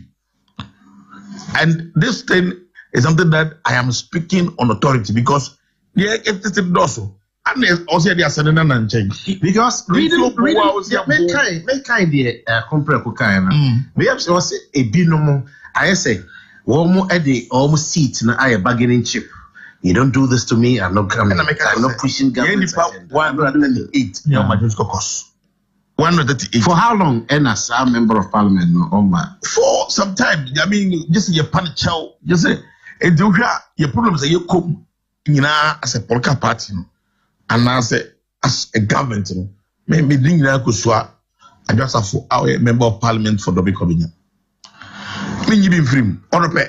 It's not say, yeah, I can go parliament. And let me say, then you don't bring out things like the way you are talking about. What you are talking about now. You just told me, say, honorable I is quoted as saying it is a whole person would be a blue chip and a blackmail party. No, say me per se, but say, Mamma majority deputy majority leader, I mean, my parliament. But some were very articulate, very vibrant, very active and intelligent. As a party, no, deputy majority leader. I think it's Alexander. Is he not doing well? He's doing exceptionally well. But the point is that political party, a friend of MPP, no, do and I was a call a speed. So one person cannot take the whole party to ransom, and that's what is happening. Na say Juma Asam na yeka New Patriotic Party programs are ye diegu hono ebedu baby no ye be kran gofo fiama no ne no ma be ye Juma Ghana. And trying to make us and trauma, let me use the right word, it's lies.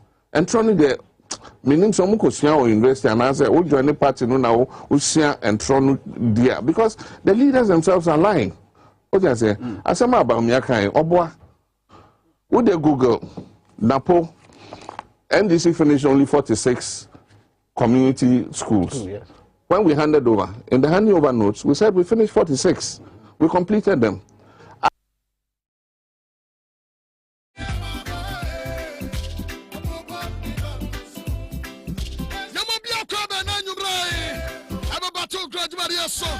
On your favorite number one ultimate network, it's Power 97 FM.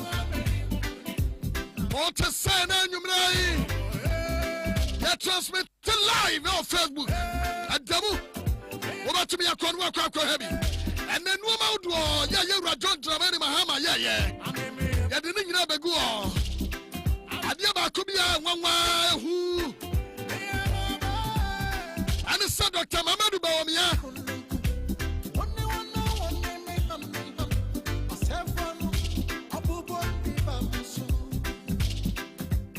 Chairman of the Economic Planning Committee.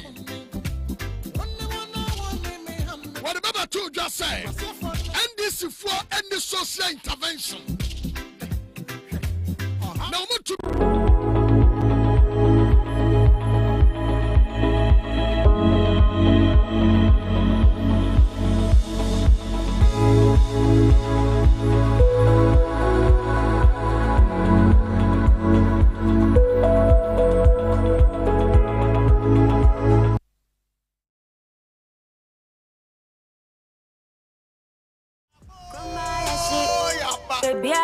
Fabo front video no tour.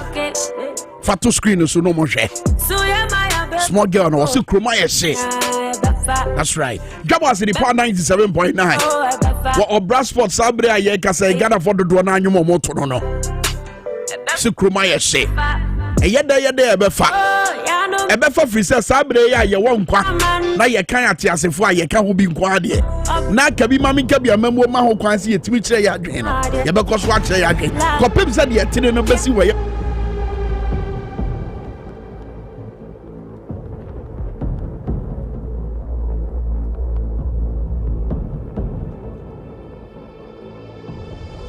Ka Sabia sport and answer fina nam kwaso a wo ko Bra Sport na ye kire kese ya NDC ye wo do ho kwa akoka ho bi no obetimi amiate onka WhatsApp line no 020-898-4166 020-898-4166 question back am ibisa say e dia pa na pusu e dia pa na wo a wo dibirika ye kire wo do ho kwaji mu bi na mente onka apart from 11 dia bio Basabre, power time. Yentu Brikanian called Power Specialist Herbalist Hospital na yenkwa twetwe nkomo ho but mamudi achi wo Tvxyz ade we me person hwe sisie mare hwade we sisie yeba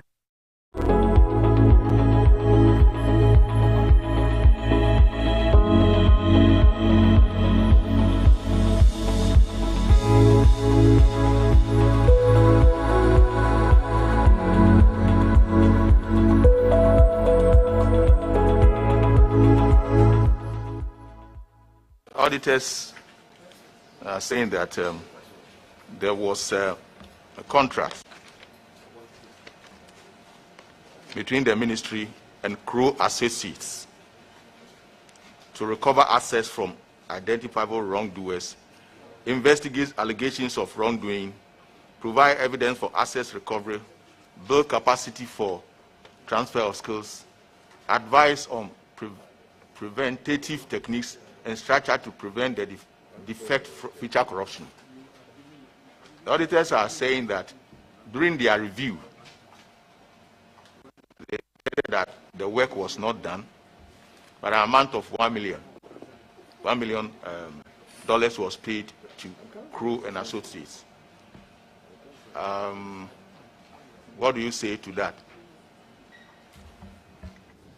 Honorable Chair, the concern of the auditors at the time was that the report of the work was not made available to them. Subsequently, the report was made available and it was inspected by the auditors and it was confirmed that the work had been done. Thank you. Auditor General, can you confirm that the evidence of work done has now been provided to your satisfaction? Thank you, Mr. Chair. I can say that, yes, work has been done, and we are satisfied with the requirement. And as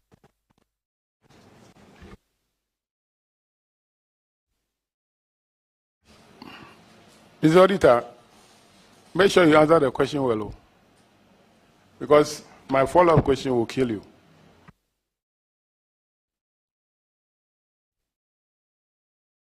Are you threatening him? I'm not threatening him. That's a threat. No, because I'm not threatening him. Let him finish answering, then you can follow up your question, which will kill him. Please, can you answer?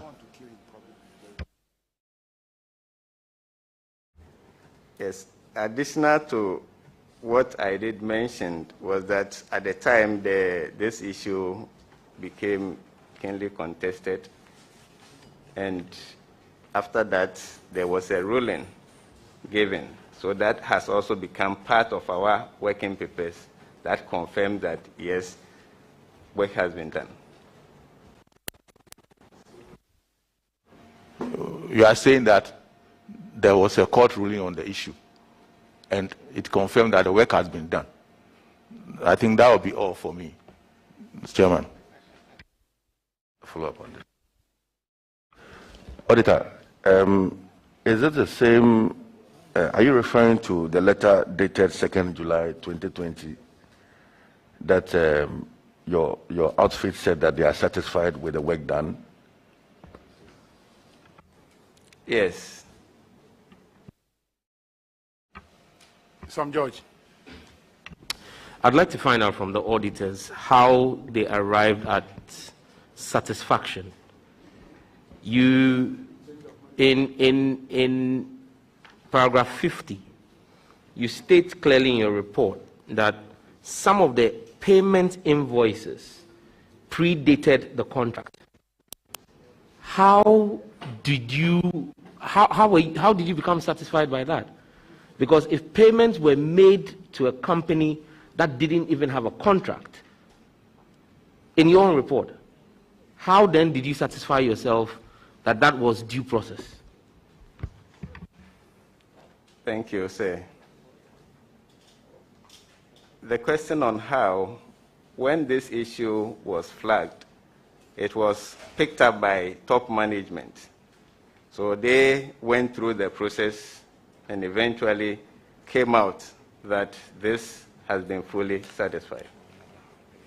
So are you suggesting that your top management may have connived with persons who were involved in the award of this contract originally, that your own audit flagged as having been paid for before a contract was signed? I'm not even going to go into whether the job was done or not done. I'm talking about payments that were made to the company even before a contract existed. How then did your top management, what did they see that made that regular? I just want to clarify something. The auditor's infraction was that they did not see the work that had been done. They never mentioned that there was no contract. Because when you look at 50, it says during a review of the contracts. So it is not about a non-existence of a contract, but rather they are saying that they did not see evidence of work done. So I just want to clarify that, and then Honorable Chair, you ask the member to continue with the question, please. Thank you. Honorable Chair, let me read paragraph 50 for the benefit of Ghanaians listening to us. The minister is picking and choosing. She's cherry picking. And as a former that during our review of the contract with Kroll Associates, we noted that though there was no evidence of work done, the ministry in 2018 paid an amount of $1 million US, equivalent of 4,890,000 Ghana cedis to the company. Our further review showed inconsistencies in some of the documentation. We noted, for instance, that though the contract was signed in September 2017, some of the invoices attached to the payment vouchers predated the award of the contract. My question has been, how then do you justify payments that predate a contract? Per our public financial management laws, you cannot pay someone who doesn't have a contract. You pay on the basis of a contract. On what basis did you pay? That's the question I'm asking. And how then did the senior management of the audit service then come to the conclusion, post facto, that the payment before the existence of a contract was valid or regularized? That's the question I'm asking. Honorable Sam George made mention of the fact that there was no contract. Clearly, there was a contract. He raised the point that some of the invoices related to periods before the contract. That is correct. But in that same contract, an effective date of the contract, some work has started before the contract was actually signed, and the contract made mention of the fact that the memorandum of understanding that was signed prior to the contract should be considered effectively as part of the contract, and that the contract takes effect from that earlier date. Those are all issues that were discussed with the auditors, clarified with them before the matter was eventually brought to a conclusion. So on the issue of contract, there was a contract. On the issue of effective date, the effective date was when the work started. On the issue of invoices, all the invoices were within the effective contract period. In terms of work done, the auditors themselves inspected the reports and confirmed that the work had been done. Thank you, Honorable Chair. It says management, in response to this observation, stated that they will make the records available to us later. Now, my question to the Chief Director is whether or not these records were made available before the court action ensued as a result of, because we are all aware that there was a high court matter based on the contents of this report. So I want to find out whether you made the records available to the auditors before the matter went to court for final adjudication. Thank you, Honorable Chair. In this particular instance, even though the payment was being made at Ministry of Finance, the substantive work was being undertaken at the Office of the Senior Minister. And the nature of the work was said that Ministry of Finance could not be handed the report. When the auditors made a finding, we thought we could just get a copy of the report and hand it over to them. But when we contacted the Senior Minister's office, they said, oh, the report is actually available, that they could come to the Office of the Senior Minister and inspect the report. But it is of a nature that they can't hand over into the system. For instance, normally you write to the auditor, it goes to a secretary who passes on to the auditor. It's not a report that can be taken through the normal bureaucracy of the system. So the Office of the Senior Minister suggested that the auditors would come to his office, see the evidence, which the auditor objected to, because in his modalities, once he had issued a request, that should be complied with. And it led to the subsequent discussions that we are all aware of. Thank you. Chairman, the Office of the Senior Minister, for all the records we have, it's not part of the Ministry of Finance. And the audit was in respect of activities of Ministry of Finance. So I agree with the auditors that if you're asking them to now come to the Office of the Senior Minister for purposes of authenticating documents, I think it will be problematic. So you still haven't answered me whether they got the records before the matter went through litigation at the High Court. That's what I want to... Honorable Chair, I responded that they were invited to see the records. Auditors, by the nature of their work, they go on to do verification. So when the auditor is doing work in a particular location, and there are records or things that can be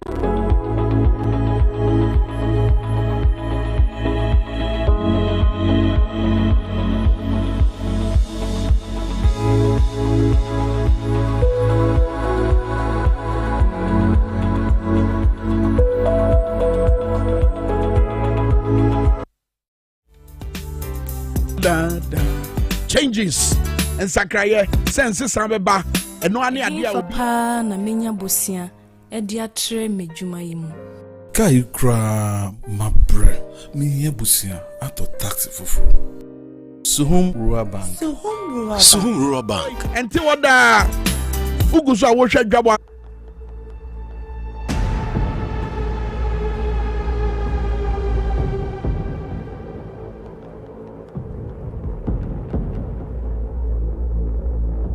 Ministry and official Deputy Minister of Finance. Yet to a man no Public Accounts Committee or more atirasi edwumadi e koso e wo mrase bedwafie. Eti we baby I kika kono as ya clear mo anu no o. Ya clear mo.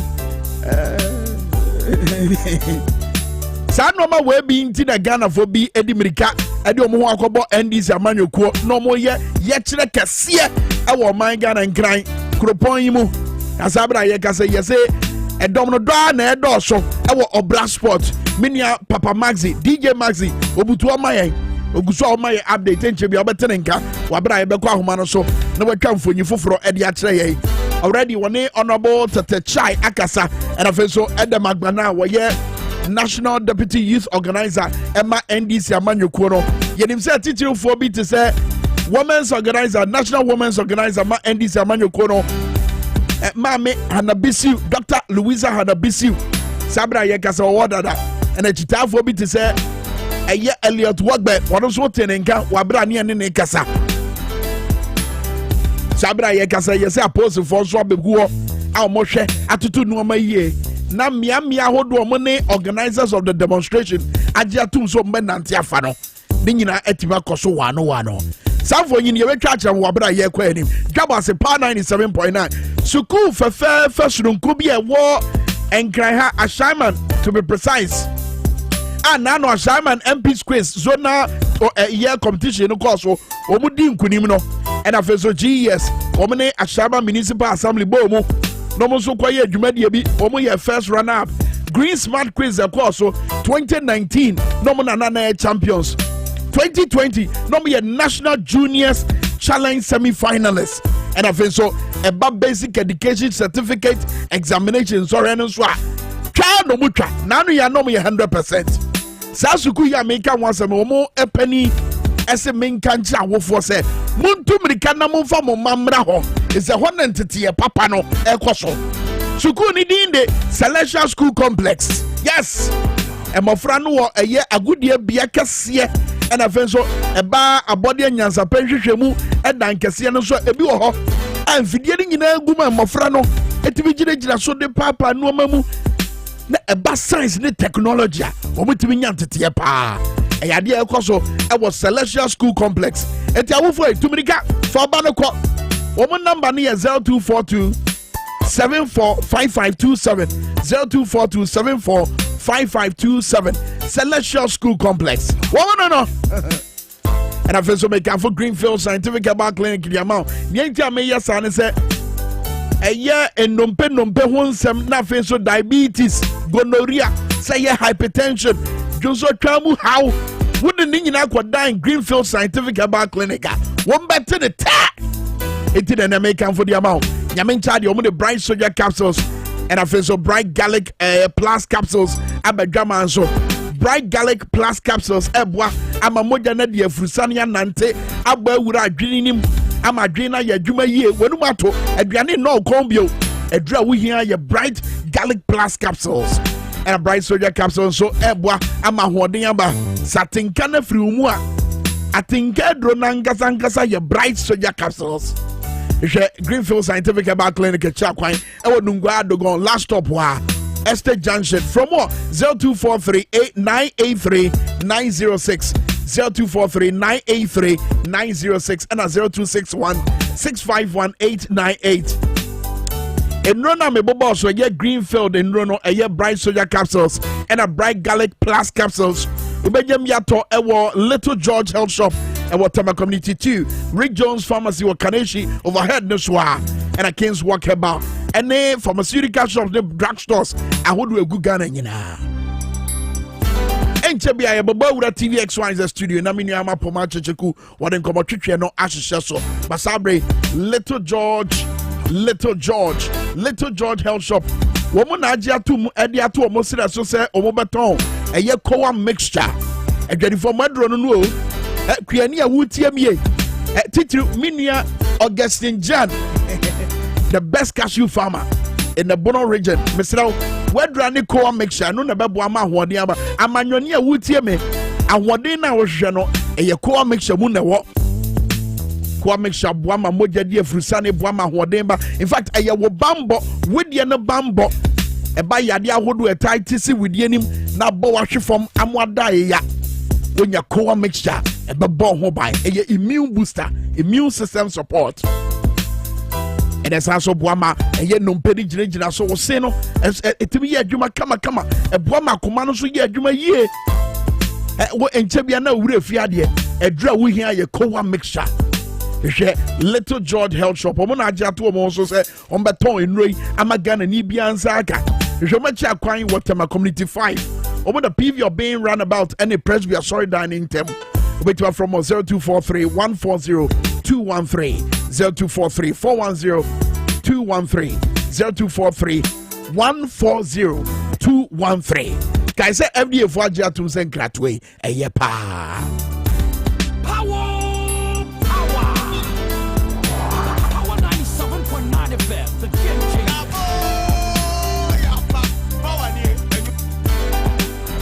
It's official. The superpower of the airwaves is here. I'm a bound China and 10 times so yet to me Edding Como Johnson Inkum 8 year was a Kwame Mokoso Amwe Jumadema on my Ghana and a Beverly Schiller and so 8 year share with Facebook like Victor Kofi was a ready who your mobile power Collins Noveni also share was a fantastically you could try your support to baby or Hinababuama Benye.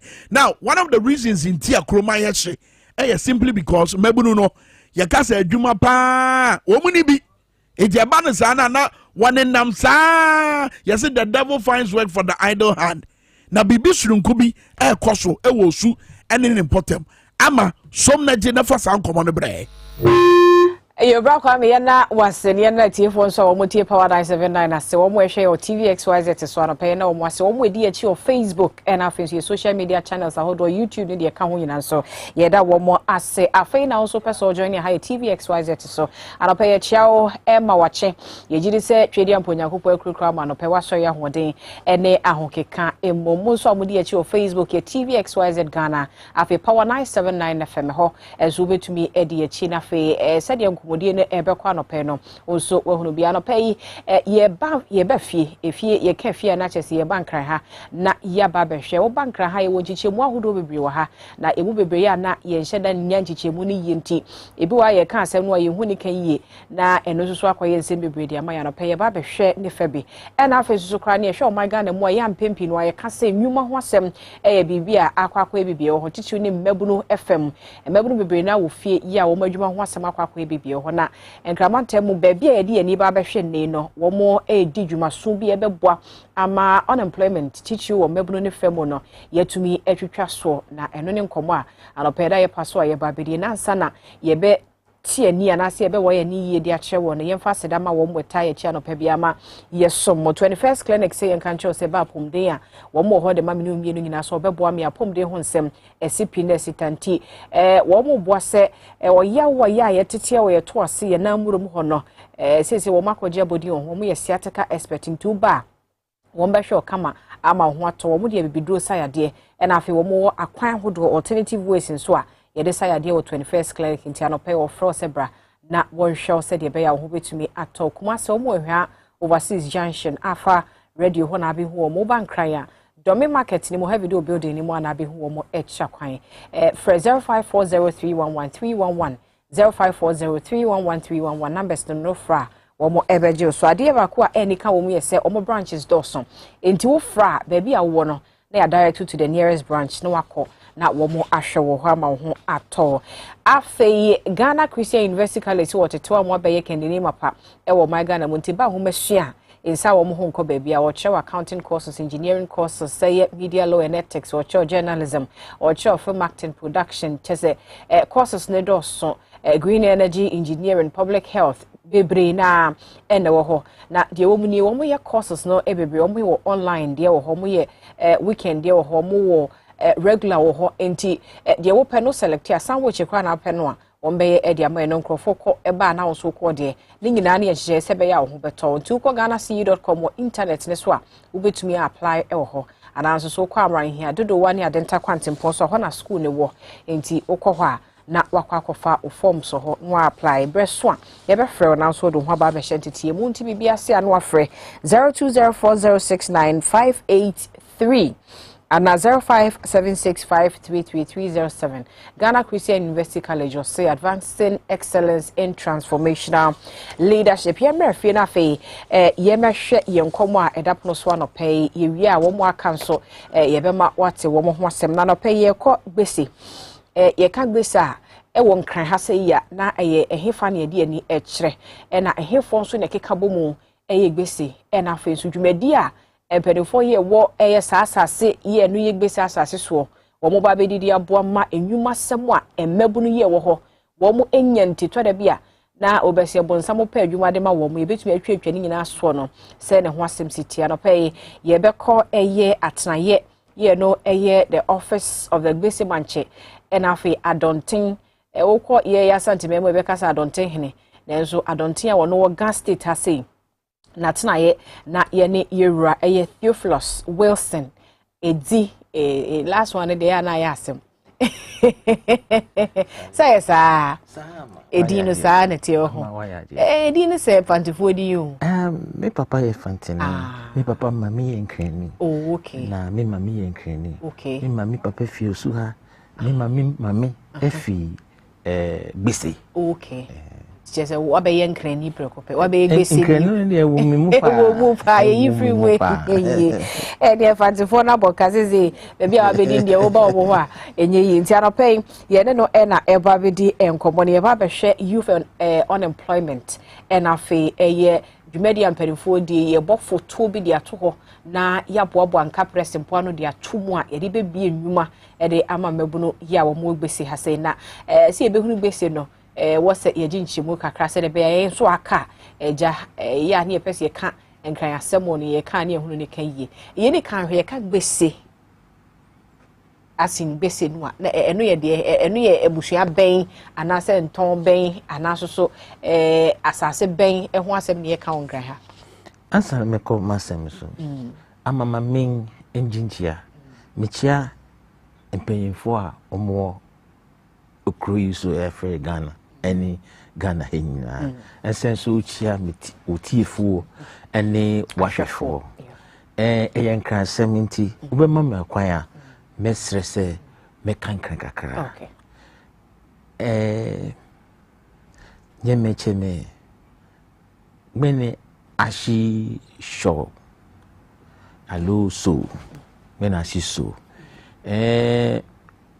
mi bon manye keje chofile opeleji moni feji mfe nwenkeshipon ni edin jomojo ke edin twenjolejo mi bon manye ye de ke anye fe mi bon manye leun ye watche ni jafro so bese manche adontin of the Ghana state ni najiandomo lebine ni kenya yuo ne mi bon manye kenile ni mboke hale ni eteshi ni gale on bateshi ni gaya no mimbo manye kejele din agbene mancheme feni yoga shipon ne ke gadangbe shipon ne pupa ne no fe ehia ake yeti oshi lebine mimba nya de manye kunma dumunye najia ni ma pepe sane fioni ka oblaye ko blanya yin kuni eyashon nyede jomo aje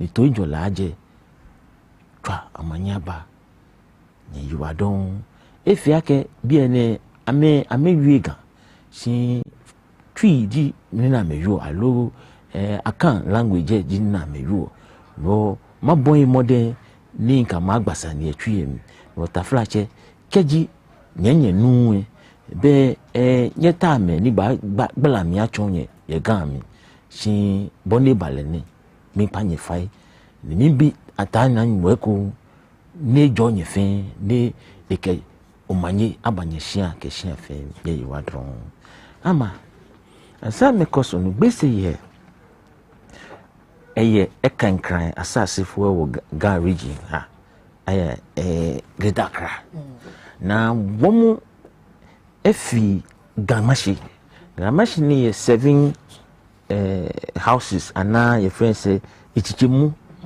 enson na womu edi second na womu wo sebre bia womu di wo nkran na won sebre ni say womu yi adontinhin na adontinhin ye obi a ono no hira gamanche so aye yi na ono no hira so afi so ono okura epuma odi bie asundwe eni ekunedie eni nkoso ewo nkrasase so edu mo wa ono no di kan oyo hina ono so aseme wo nkrani nyina eda ne kukuso because ono no tintin ohene no gamanche no na oyo obi a ga esi ga oni gbese aflo so ga no eda ne stress so se ga kro so be ye efe no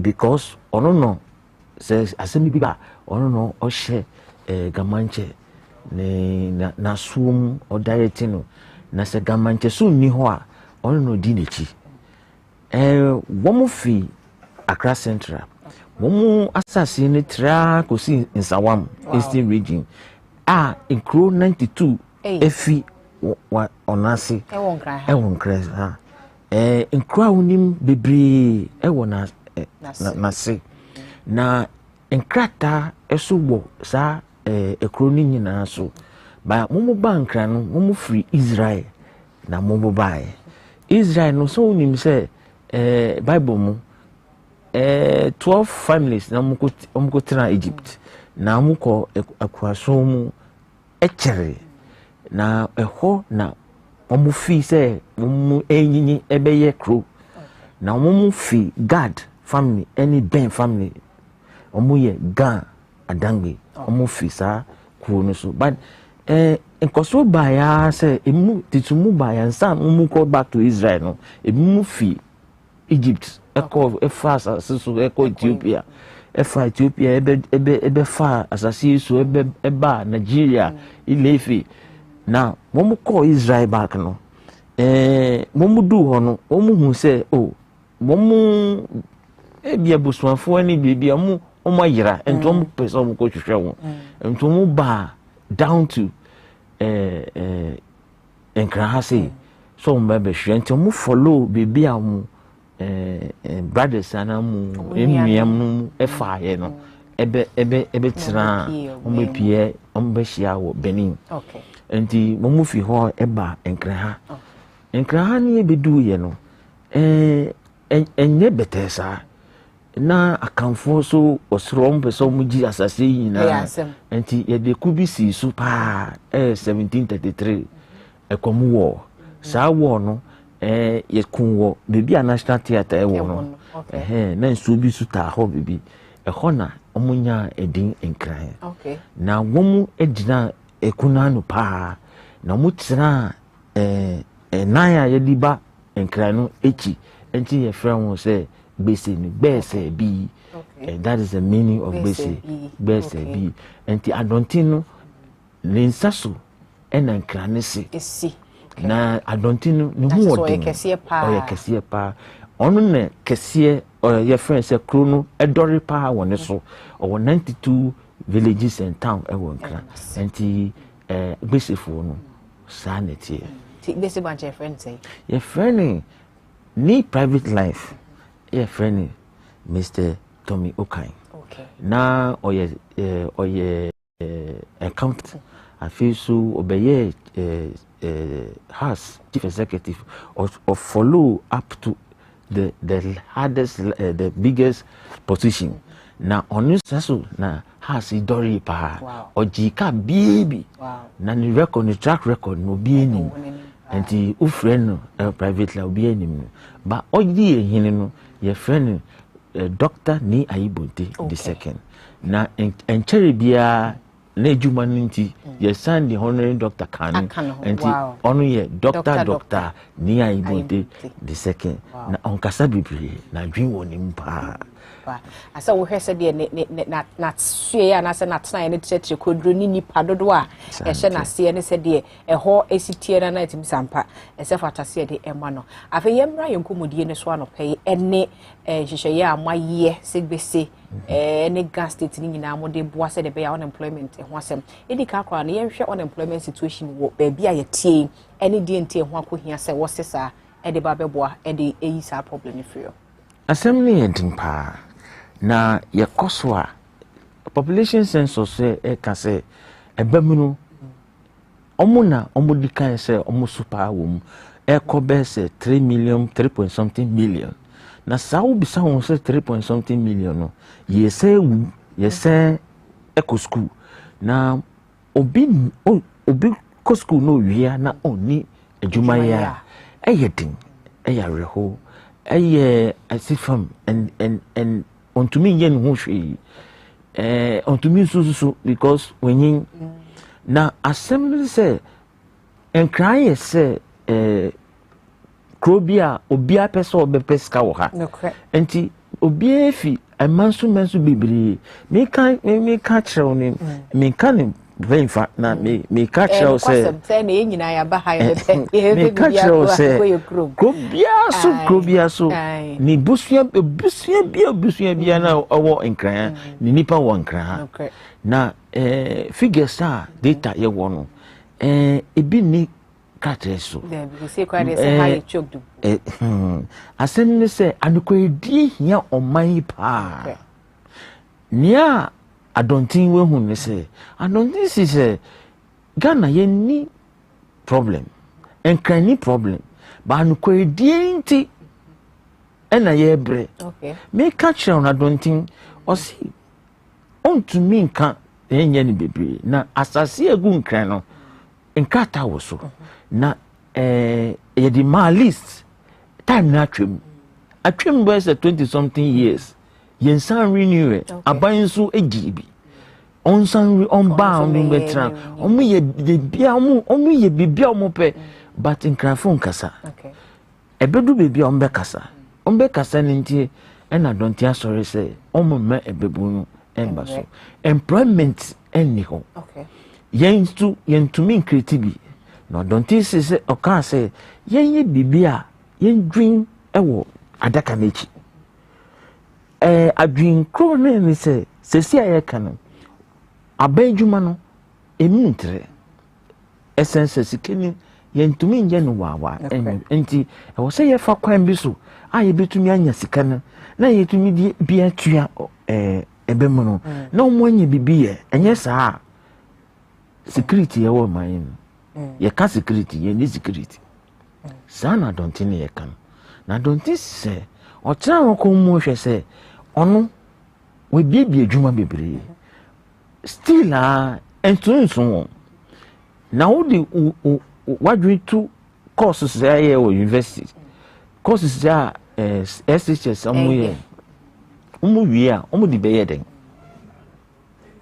ehu hia say yempe programs yempe adwuma a umu betumi di aye saa edisua umu kokosua wo school ho enti efaso bebaso emma edosu kakra chen embema no na emma so komo so umutumi nyantin bisa niema problem niso enti se won ni adwuma ebeye din eman a ye wo so no e wo se ye dwini emma ho ebam no bebre because yen ya ebe haye enu here man future na enkran ha no se obi ba na ontumi nya bebi nda odakwan so yentumi nkunu e wo se ye man bebi ye why they be money bibi ono asasera oya dontin crisis in stress on so ye bibi wo enti na ye tira e bobo asemi enti kwan be na bese manche peso faso anasa dontin peso faso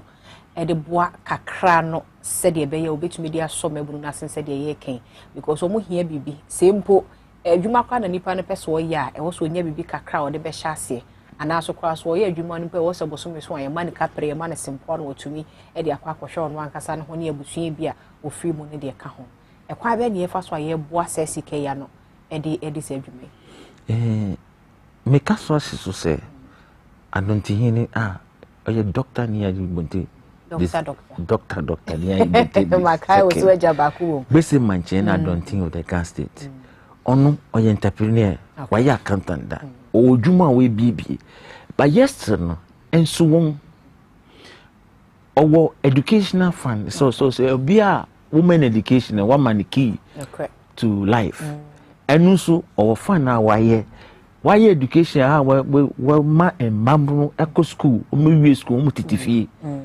owo dwuma bebre egu ni sase so Bank of Ghana kra won sase so Bank of the whole Bank of Ghana won sase so but woman to me employ obia ombe yebi ebi beka na dia aka no ye be ye ne den enti ofa kwan bi so hu say e wo so be endowment fund we tu ne din gbese aflo so job bank the job bank ni say o si nipa uhwe nipa edie hia nipa na aduane so dia na dwun aba fom ekom ma nipa dwun basabasa enti o say oyi bibia o de aduane be ma nipa first no hwe mu hu say aduane ankranfo nim ye pa gbesefo nim ye pa eni the kron eni chenam Dokuna who de kun say yes on a whole industry. Pa.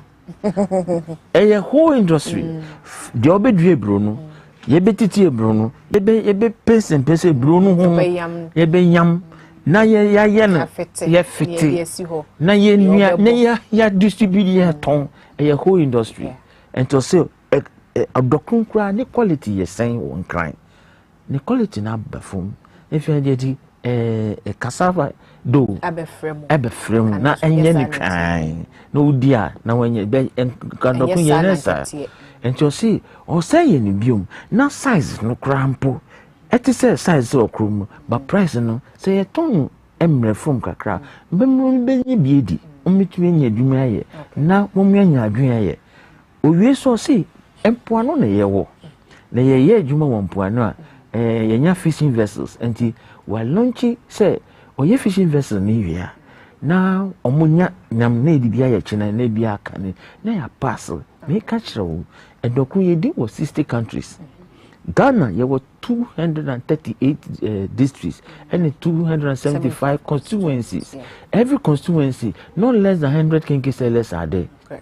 Ni nyina di kenke enti se distribute kenke wo Ghana into me employment yo chinam so a ye nyam ni ye de ba ye process bi na ye de bi ye chinam no ye ntumi nye se ha na poneda sa na empoano no sa hye no mudi ko eko yinam kenu atwem I was saying a fishing vessel ni eko far away enti obeye fishing vessel a whole fishing vessel so employment na enye no to o say obegin to boa because only investment into me here until crazy and to one no say udi into one usisa na odi ma nipa how would you account for until so on your platform no fan to so or platforms in almost foreign platforms na ohun Ghanaian platform bi ZP until your ZP wallet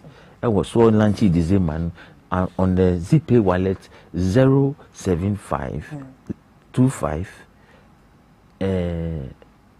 07 25 95 1658 na uko phone so na uko orders na utumi send sky e call udin beba obehu uye unni adwuma na wo send one cd bia kra you bet me the beer can why you may obey Miss Any be ye qua, ye shall be who within war. Now, who say, who discount more be, say, Uncle ye a Juman, and how be brave we cheer on country. If you say ye was a cool Abisuamu beer, say Bibi Bar, ye frere ubia ye yin to bois. Na se o ye beyond to me yin. And to sad ye ha me pa bebre one cry. And to this camana ube wana a jumenegu. And to say, oh yeah, a whole system a be monitor, a be investment, obey on contract basis. Say the yen chani pambusum, a trim, awa, a catty waste. Oh yeah, monthly, a store with a lot of waste. 8 hours payment, ube boka. Because Momo, a human being will have between me and 1 hour. So be money monthly, obey 10. No, I change. Who now be boka? Enti no my boka. We must change our pay system. And you know, or don't you say, yes, it's a pay system, no. A buy, be any contract, a be musu hourly. Even professionals, a be hourly. Okay. Now, aye amount. Now, yensu ye boka. Sanity. Okay. Enti sa endowment fund ya ye kan hwase me ehefo ne yehwe obanim so mo be contribute obia ye free ha nyina na se gbesi fo nkwa ne yehwe obanim se ombe part of that contribute employment assembly kan bia. Okay. Enti obia was so to be me kan enye nkranfo pe ebetumi aye se adwuma no if you say adwuma bi wo ho a enkrani entumi nye ti say me kan ebru asemi your friends say farms be wo outside Accra and this our farms no enye nkranfo na eye farms no other tribes na eye farms no and ebe nya market ama farm products immediate market ama mom bru no mom due bru na ye to ye dia bankran na ye de edokno en kondi third party and middleman and send on beton biara we a ready price every man good price and effectu bia and obian to be that be na ye pa ho ntoma no ya pa ho ntoma da ye ba ye be start July. Okay. July ne un say I don't think our dream pa o na ehia say o mehu say tumuno ewo ahemfu no amoho enye politicians no na who say edu campaign politicians no kra ko ahemfo nko ji sa to no but omu ba na aden asadane but omu sorry ha ekro yi be yi enu nso si entubuai ya ekoma obia no si say aden na koye say eye national issue but ono si yendwini enkura ho first and son ye bedwin obia ho and to see unya kakra dokunu unya dadesin bako obitumi start okay and ehun hia say ebenye sika bebre but kakra ebitumi aye no ebitumi start bebre until July no officially ye be start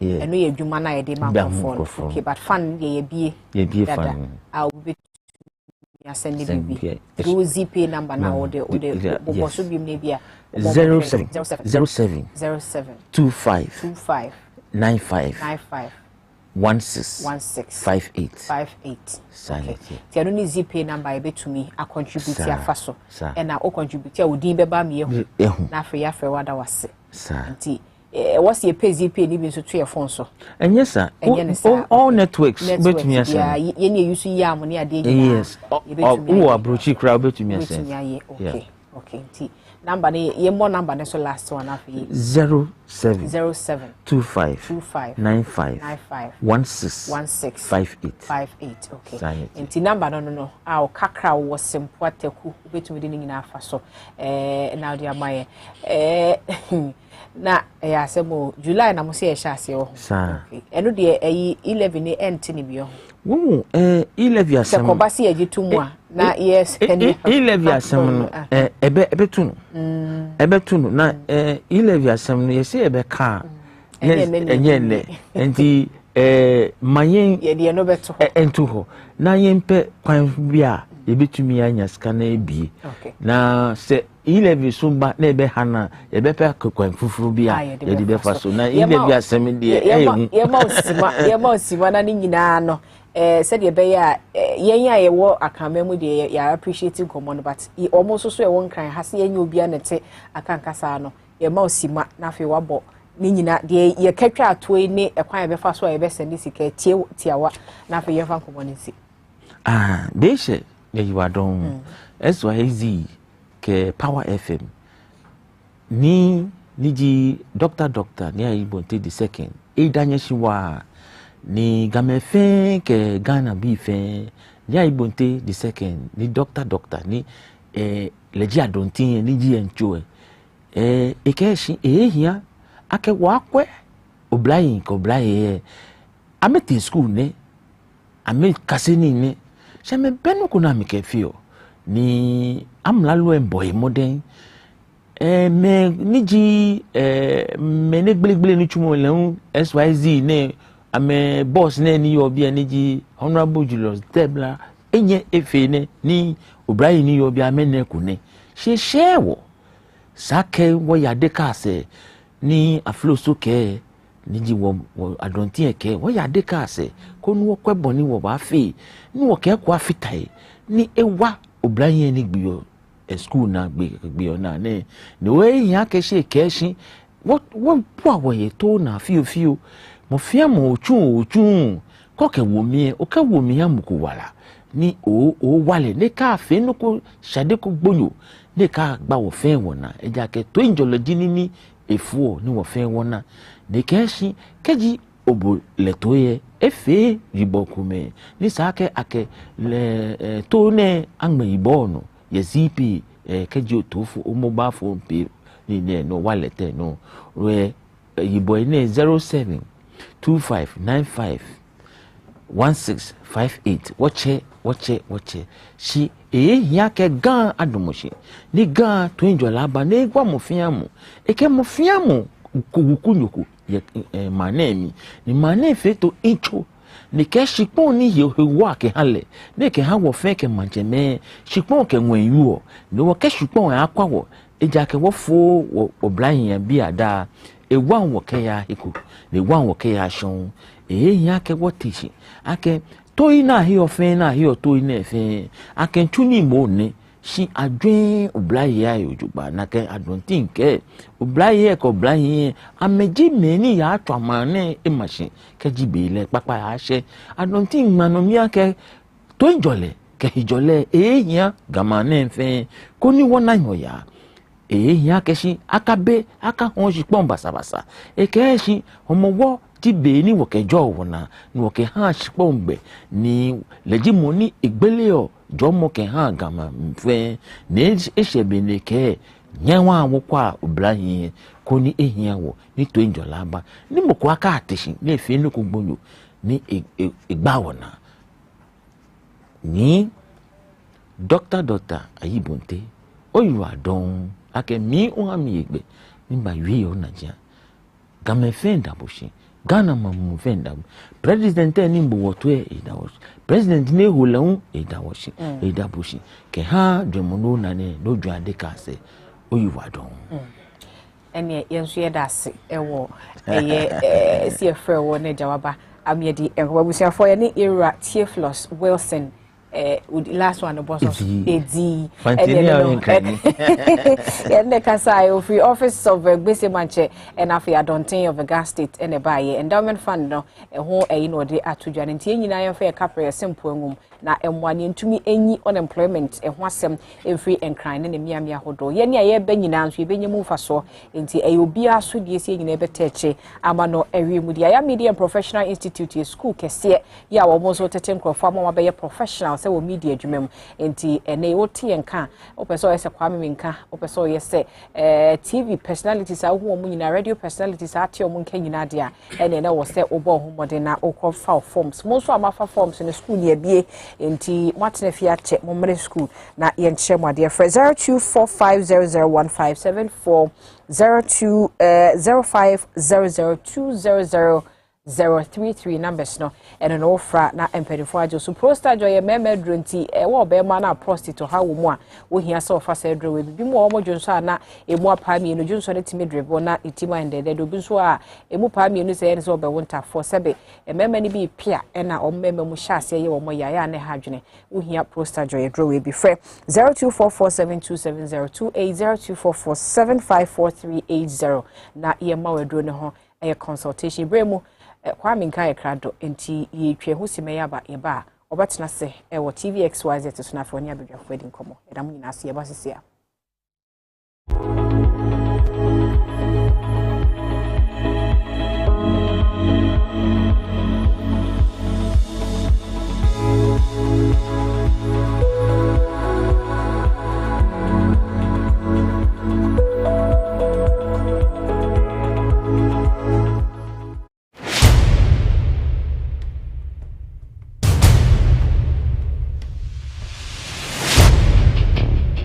The average human body mass should have at least 60% water for optimal performance in any physical or mental exercise.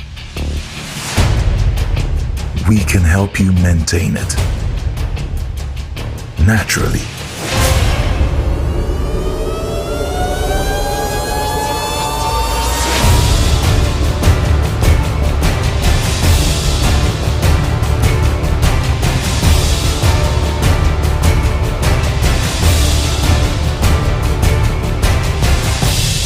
X Natural Mineral Water. Simply natural.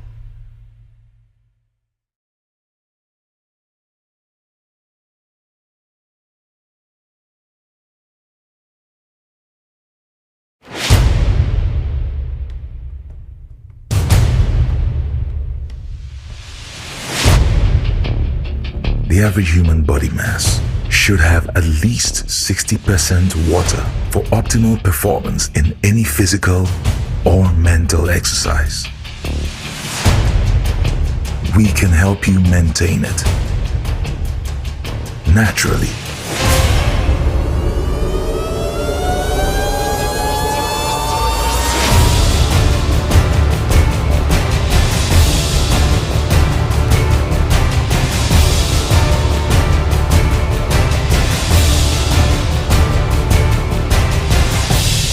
X Natural Mineral Water. Simply natural.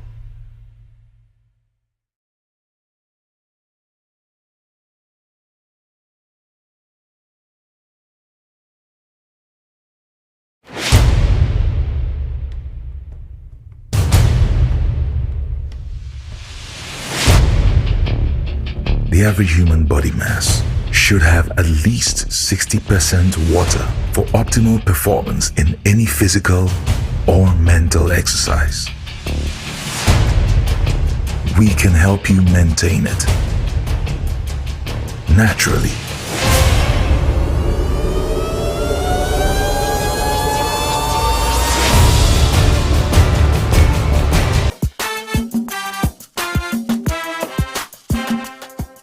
Yemamu akwa baba so home rural bank. Ye won hye ya hodo bi te se dwadifo abosia, ekwokuo bosia, susu account. Ene da so wo ho savings account. Me bada chain savings account. Ene de keka ho. Press home rural bank was 03422919896. Na won so wetumi aka se. So home rural bank. Ama ene mayeka una. Suhum Rural Bank. Enti me pa minie. Suhum Rural Bank, growing our heritage.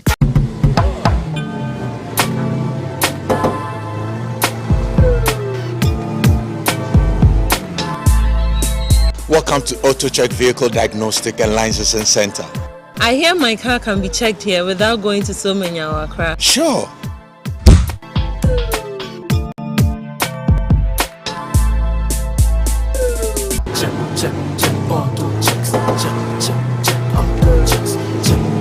Emission, check. Alignment, check. Brakes, check. Visit Auto Checks at Koforidua Aquadrum Road for the roadworthiness of your vehicle. from saloon cars to heavy-duty industrial vehicles. Madam, your car is now ready for the road. Thank you so much. Auto checks. Auto checks. Check. Auto checks. Your safety, our priority. Check. Auto checks.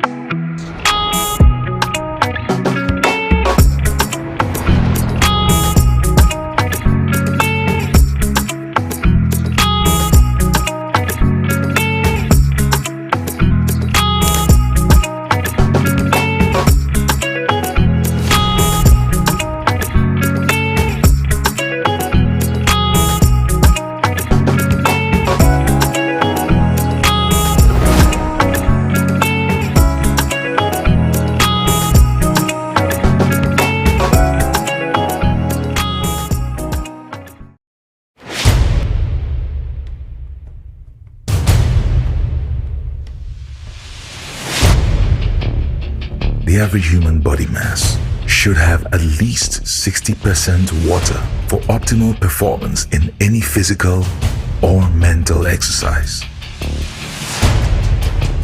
We can help you maintain it naturally.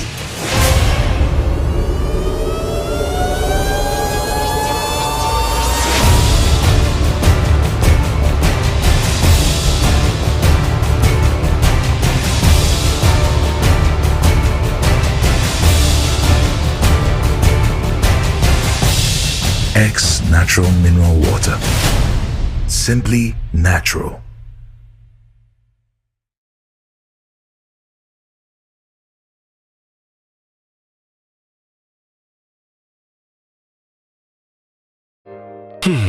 Ifo kra na menyisika. Edia ye mefui. Ehin fapa na menya bosia edia tre medwuma yimu. Kai kra mabre me busia ato taxi fufu. Suhum Rural Bank. Suhum Rural Bank.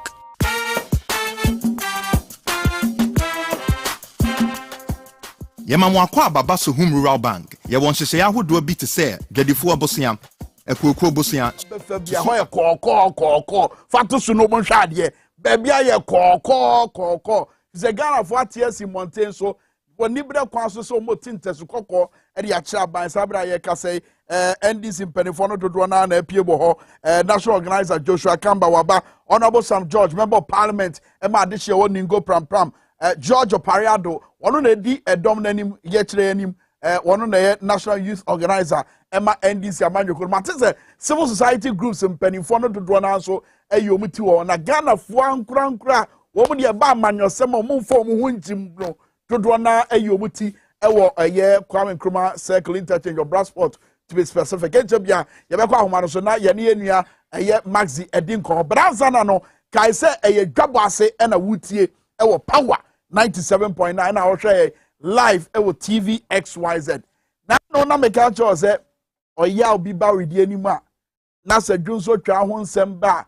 now the auto na say I'm in prison too, I'm a modern slave.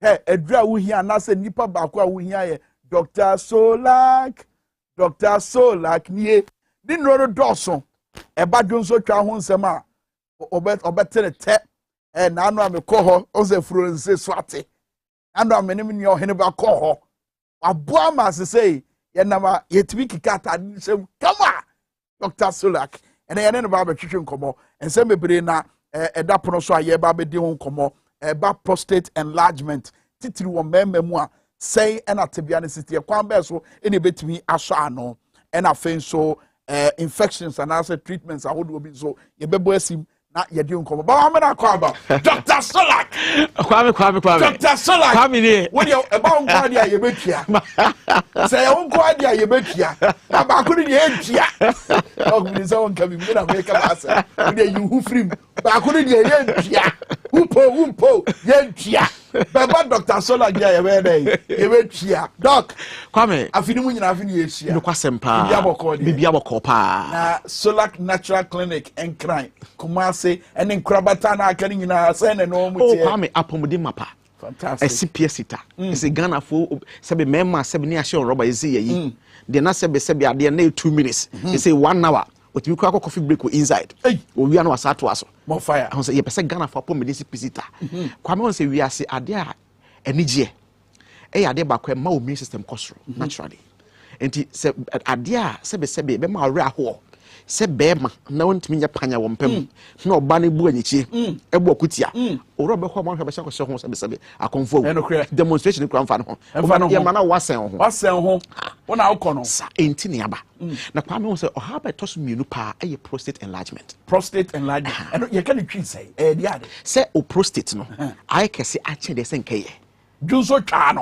etimi ye kase enya junso twa no eno ye de o prostate ne ye nipadie no akwa ba ko okay junso twa de no ye bladder okay ena junso be gumu enti o prostate gland no on say has be your gland mo a ade a o punsuo ba ana o chinsuo ba na so a gland o science na prostate no say nka wo dra I say ring donut no to ko dem finfi aso check kan ko say the location is a junso twanase I said balloon na ye ne ni so dwa taahye mu nso ko okoswemi a e ma balloon bi na wo shima tinso sana prostate gland na etie to ko dem finfi enna abehye junso twanase blood na okan no enti junso twanfanse no I said balloon we enna we na behye ase to ko dem finfi enna uretro na free junso twanase eba na abewura sa prostate ni finfi twansa aye bibi say so it is a prostate fanse you drop in a free prostate blood and acid and nti ewura sa anti prostate me nsa na mai ni say no wow eshim na we no you try to free blood and acid but you so for mobile no etwa ho asia kanko mo it is prostate we ne how pay we ase me nsa e di nkwa enlargement say we ne ebe kese a chen de senkaye 2 prostate infection and it's happening prostatitis say aboy bacteria betena mu edidigo mu jare na agum and the miense prostate cancer say adane and I say adane fi de senka ye ho ai be foforo na ne ye hwe prostate enlargement ne causes no on the prostate no enlargement causes na kasa miensa edin kan is got to do with age and nyini na nam kwa me ye nyina is sana say the whole world ka empasogro me can say average sex rate ka any aware no 40 years ekro no enke yanko kranka twice a week ka bo midweek no bo weekend fantastic I will say what I say bra you midweek no bo weekend more weekend but what did he say kwame yin free 40 no 50 no na drop ko once a week obi ko 1 in 2 weeks wow was me here madam for why me nuaba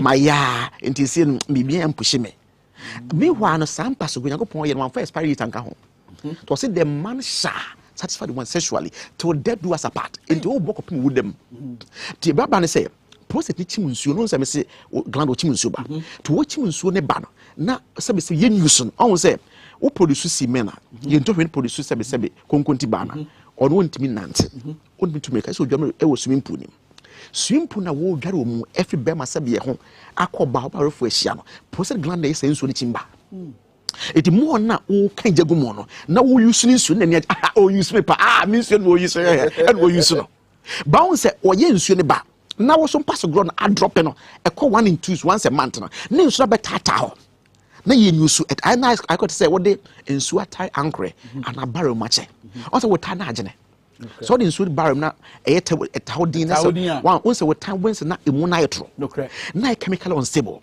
what did he say chemical unstable na eye o prostate gland nim and the chemical prostate na enlarge with age e bram pass grow no a drop it to be to Ghana for me nyina afo any man nyina afo sister be man e ho ade a bi kwan no mieja bie kwan no anya dey mieja that's right memfimfi reports ne vibrity na fon mala kase kunkumcha mo no wo kanja gumu na wo kora oba no wo te obreso san say the prostate ho ka say kim drubetum say kim wo na obetena ho abepa ne ho etumani mieja na nsuo ne nko na fo from mra na ho tomra sa on say oba akra so no ratifie na se be oye aduane man na wodi a so ya na woni ajepa that's right bo oni da bia na epia go das bia na so wo fili den abreguo sa sana prostate asa hu hia asa aduane ne mensa no na enye da na asa dey kwame entina prostate capsules ye body man say jonso boko aba that's right eye prostate prosta na the fit fit ade an ho den the prostate capsules ye body man say jonso boko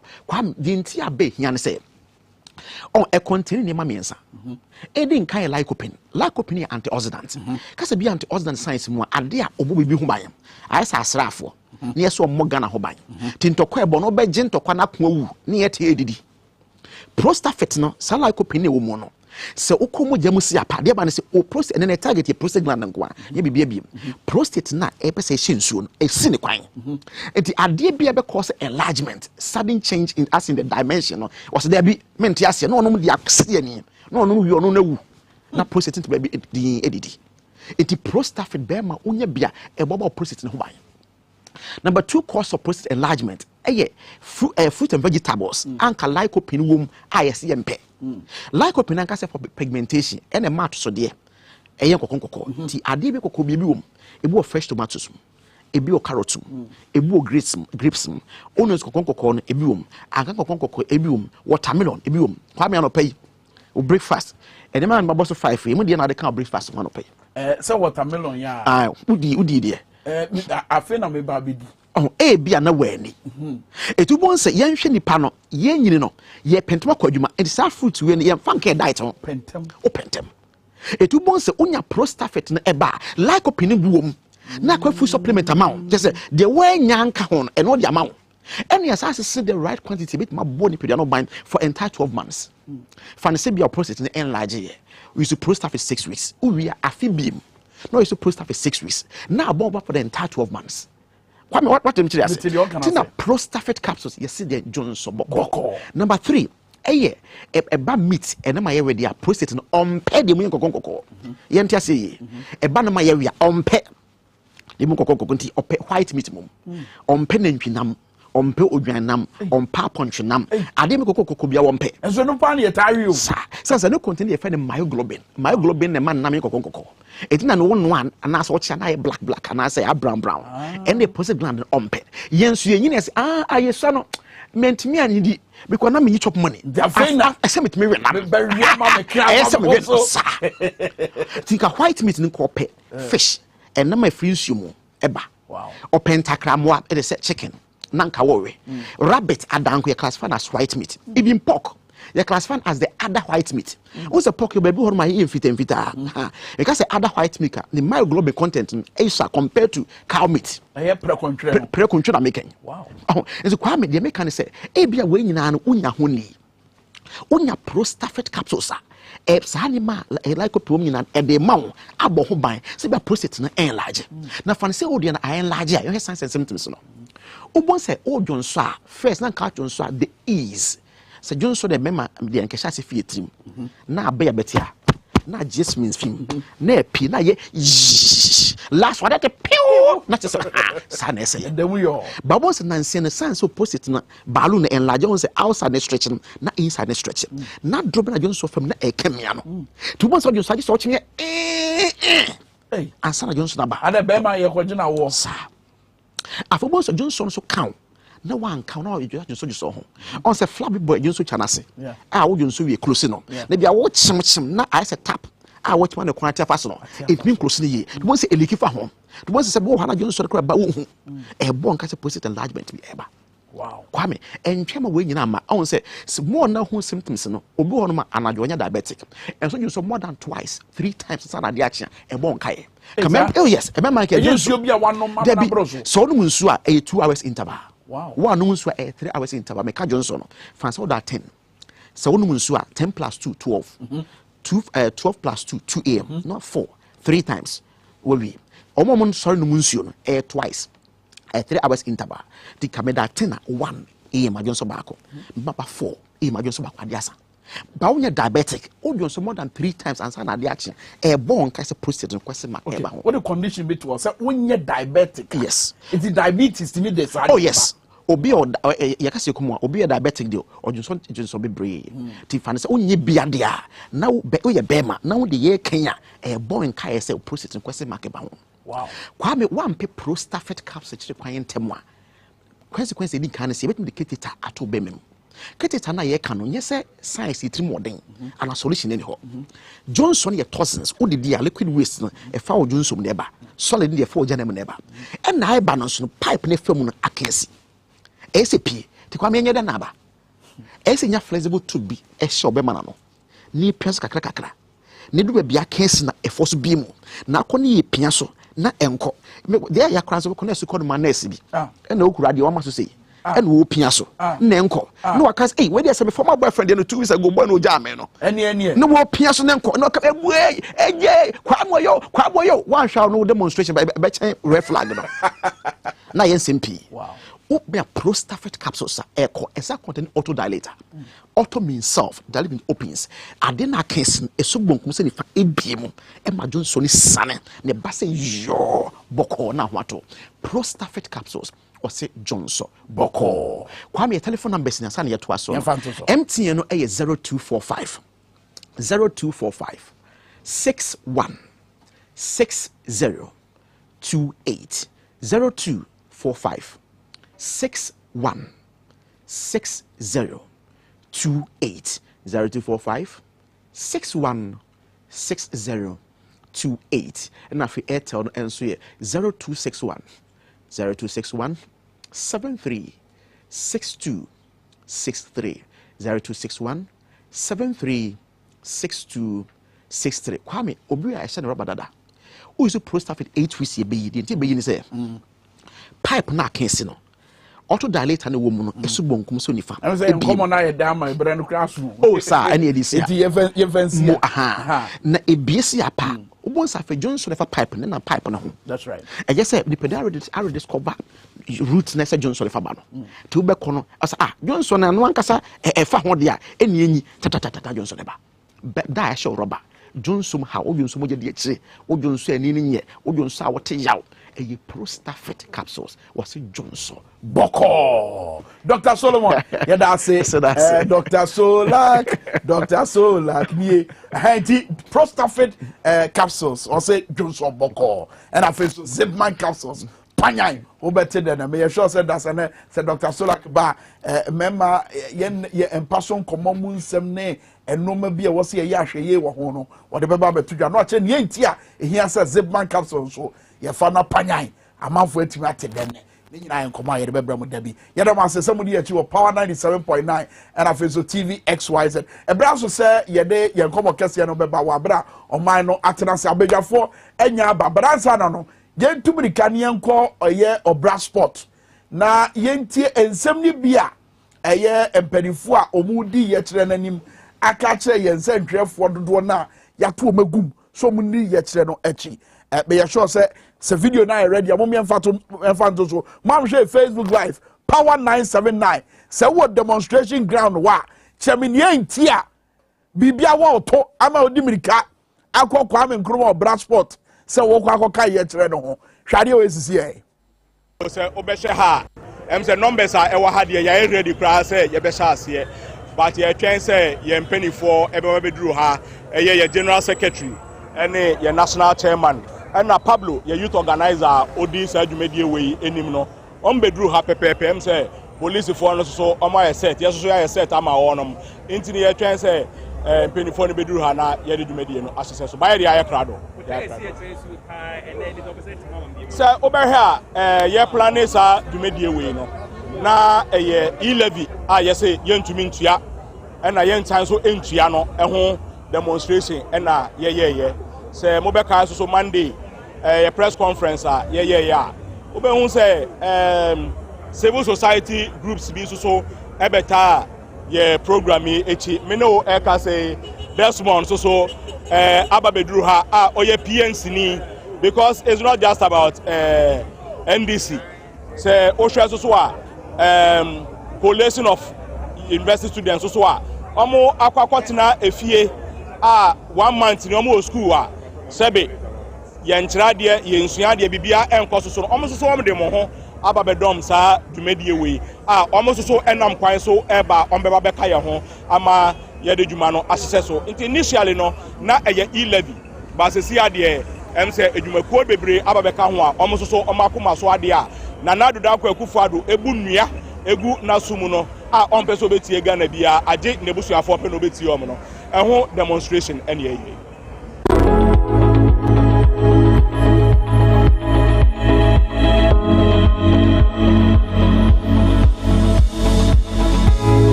are welcome to Ghana Herb Therapeutics. Yamamu Akwaba, Ediba Ghana Herb Therapeutics.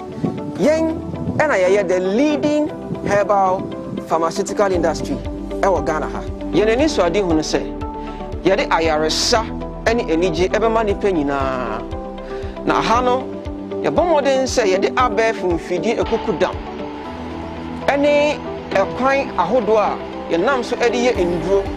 Na yabomodin se yenduro ni nyina yenduro eye safe and efficacious with proven evidence. Yama yenduro nyina bo abafom se ne be ya obi bia se wo sikani o se wo oheni o mu nyina motimi atobi na monya ayaresa edi amamo ho. Ewa quality control lab ha no yeye nsohwe ahodo pi ebi any pH ebi any moisture content ebi any total water extractive value and sana yesanso ye total solid residue.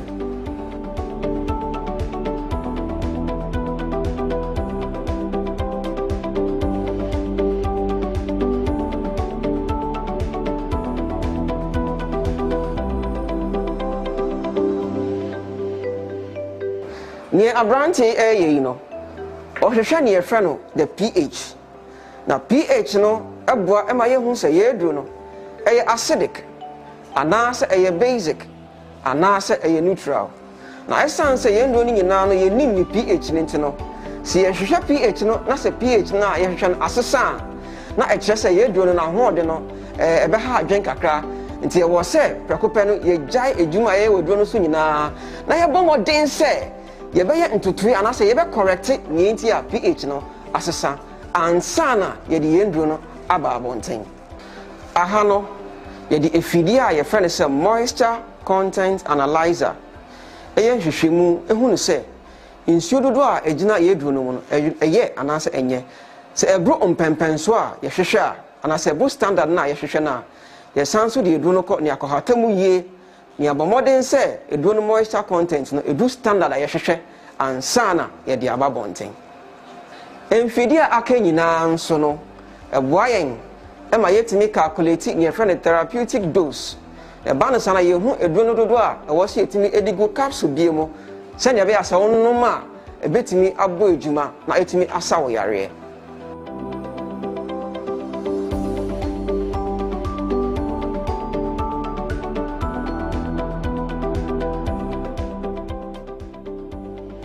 Aha ena ahaban ahodo a yede ye nduro ni extract eni ne keka nduro no nyina no ye kafra na ye akọ hata and sana yede ye nduro no aba bonten.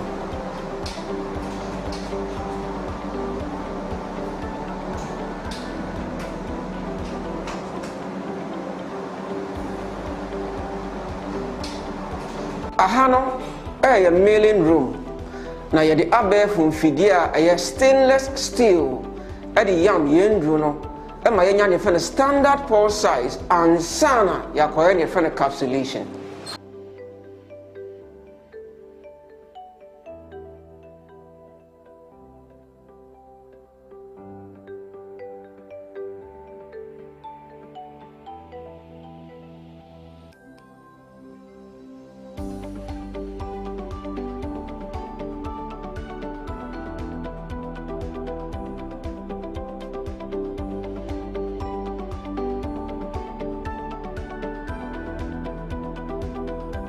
Aha no ye ne friend capsulation ye capsulation ni bi a ya sanso de abefu fidi ye stainless steel ya ma fidi na paper capsules no fe and sana ya ko ne friend counting and sealing.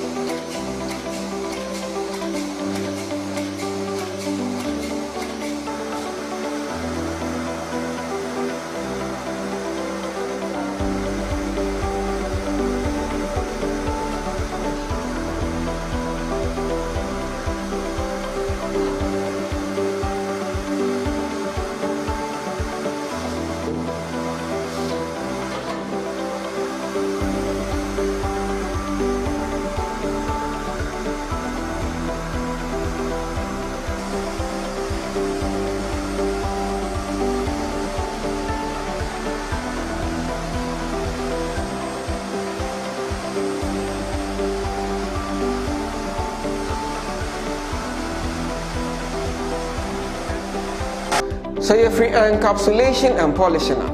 Your bunny a friend or counting and sealing. The honso, you're the abef in fidi a cuckoo down. And one cassa a king kind in no do draw, a was a container beamu. If you are, your sounds so the silica gel at your tomb. Send your bear insure engine container no more. Now uncle say a drone and it na hoarding. A real safe with dinner best sound so I cut a drone of a fair with aluminium foil. Like a silino, kama, and son a drone ababonting.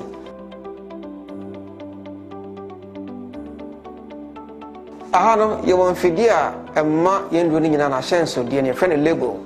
If you have Fidian Ancasa, someone in your friend of manufacturing date. If you have someone expiring date, our Sanso Amano, batch number. And no, who say the FM Fidium Unani, so I heard no. Yamia Dominina Ababonting. Now, who say you display the fair or a table issue. Now, send your moon in the dano, near the kind a Ghana bam. A draino, a young coon, so I know ya shit, na yanam. When I'm yell be anywhere, a dray end to me answer. And to so pay a draw it to me to or yawase. Na a ye free or amount at all, Pegana bam. Your own ahudom yenu, you want a cashier and in a ketua. Yaw sick a bit in your sono, not wato. Near Tosu Mieno, a project a drum on soa, you did ever just a friend of prostate joy. Way. Maybe I will person about prostate gland hormone. And I say, why I catch us when your prostate disorder no?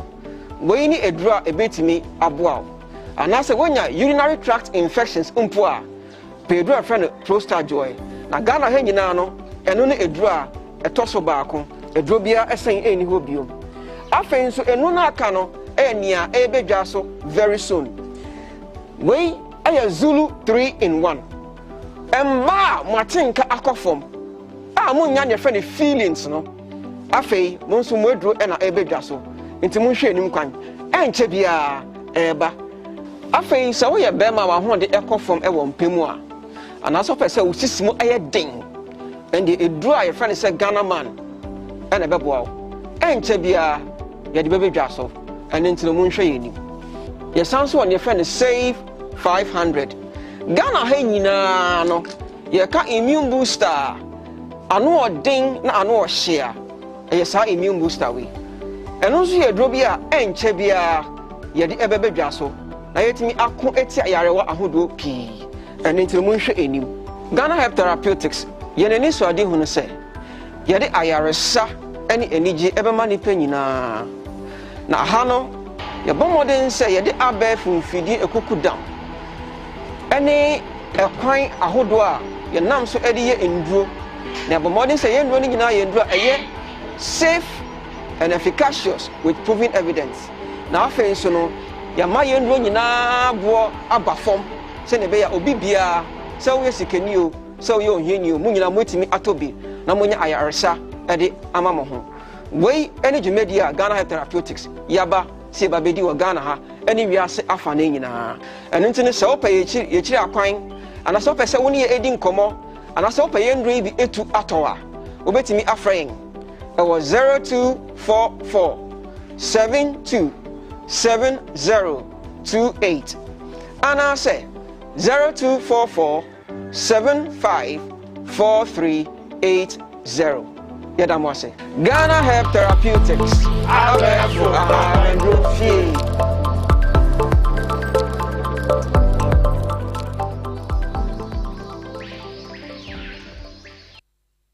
This advertisement has been vetted and approved by the FDA. Hey, good papa.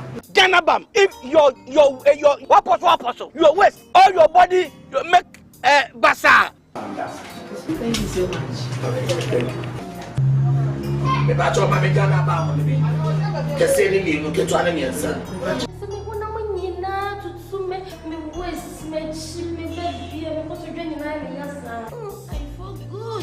What was that? Ah, what I had it? Ghana Bam. To wait here from doctor no. Where are they? Oh, my side man. 20 cedi. This is tobacco. Ghana Bam. Yen to em to her. First tobacco. 500 be 20 cities. Hey! Nemo, 70 Ghana come. Sound 2 so if we have Ghana, you can resist.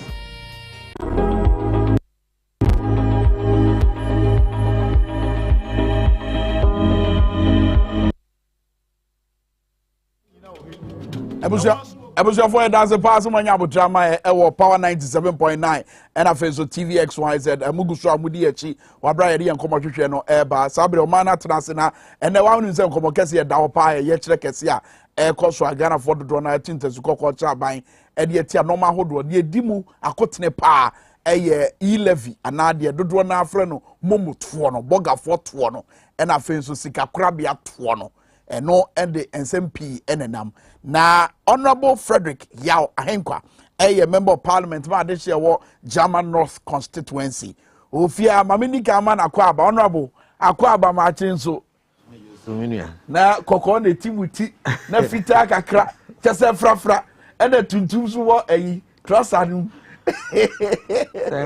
kokko ne de wa unim ene unim se ye ni abre pa asamanyokuo say o mine baby aye nam no ya ma ye ni amre na ya nkasa e be wie na agi nsemo ye be ba ho ba we yakwa ba ye ntua no ne sign no eno nie o pa enti ye ntua sembo nie sa manfo ahye ko gyan na o mo de enam mountain so te me so ma hye me ko gyan e wo bitim na me de ete ana feso owura Emmanuel Wilson Jr.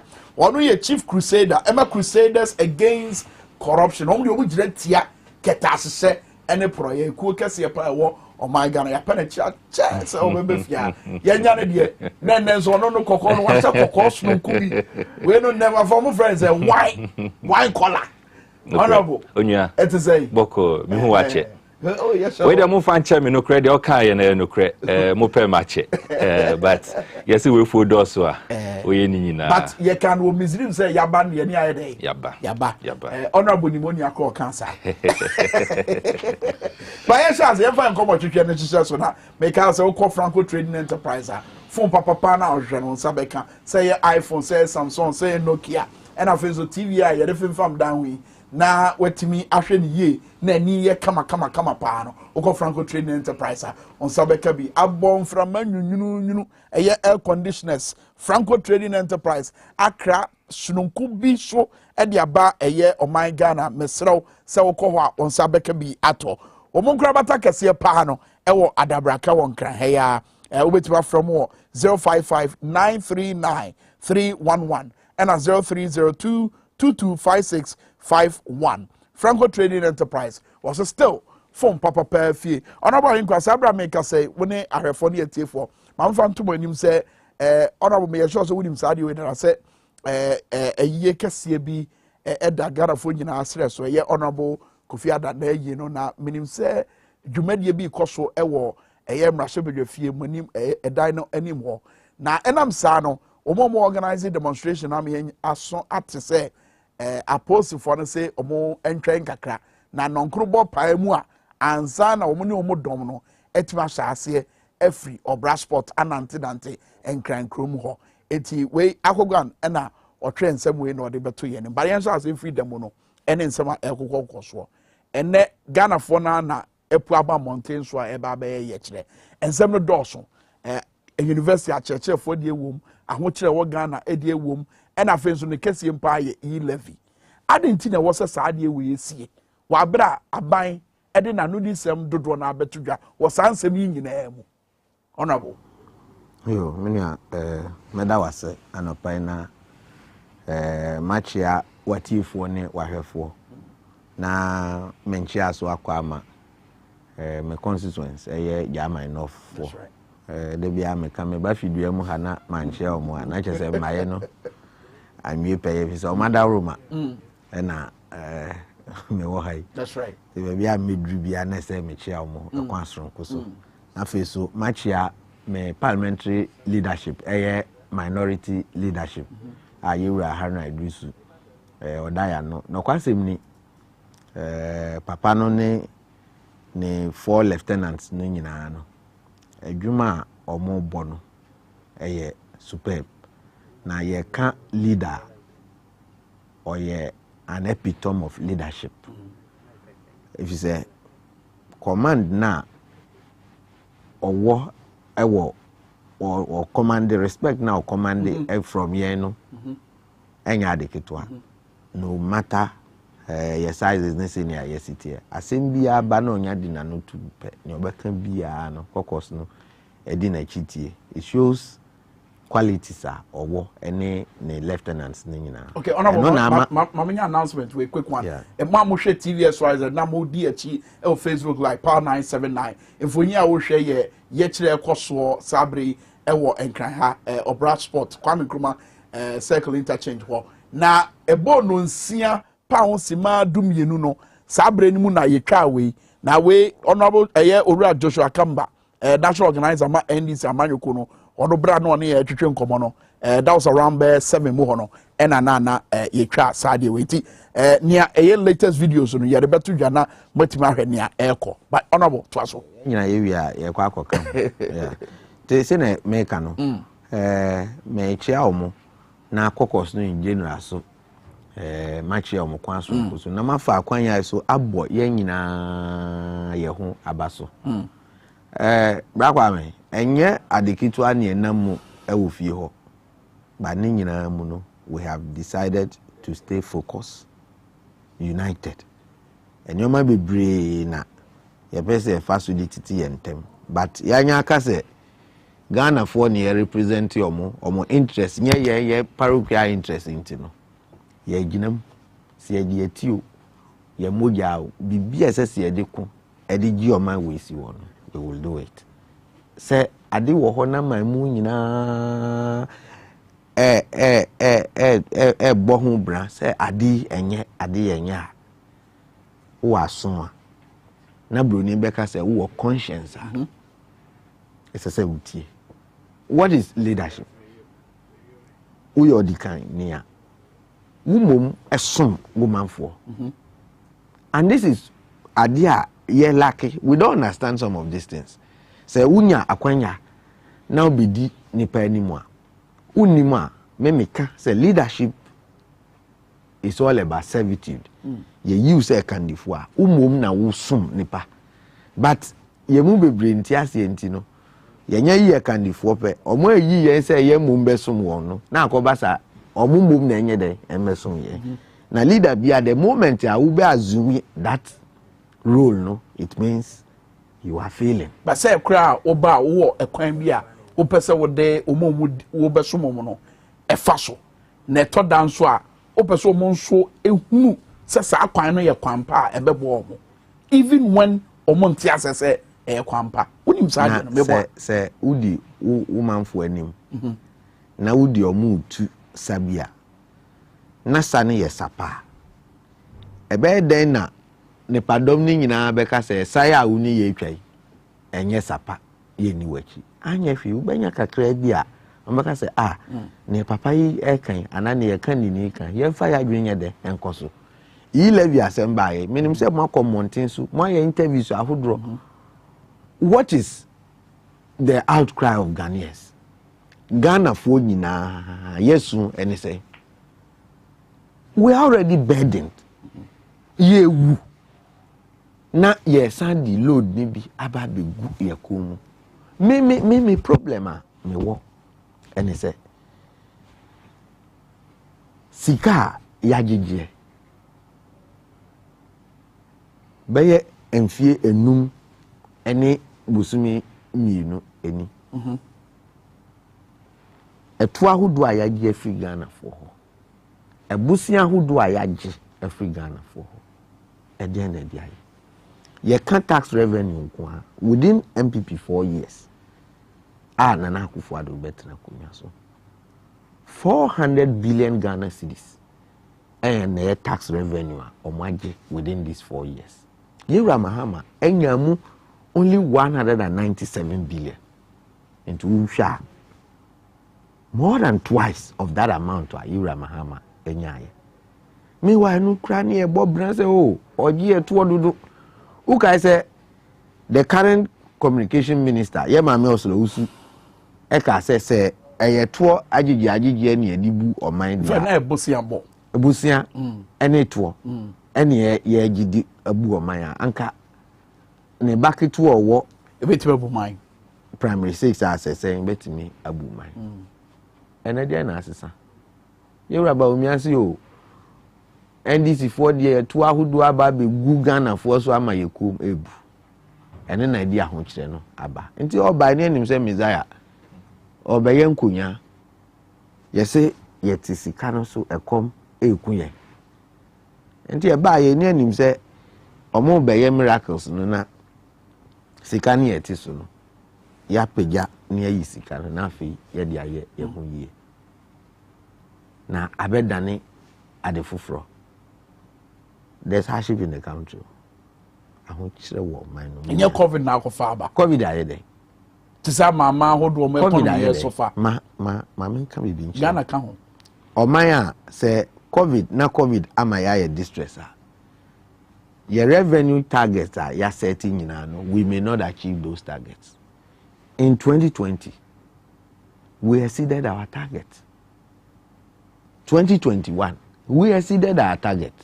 Our revenue agencies boss by Gary boss by say ya revenue na exceed the target. Yeah.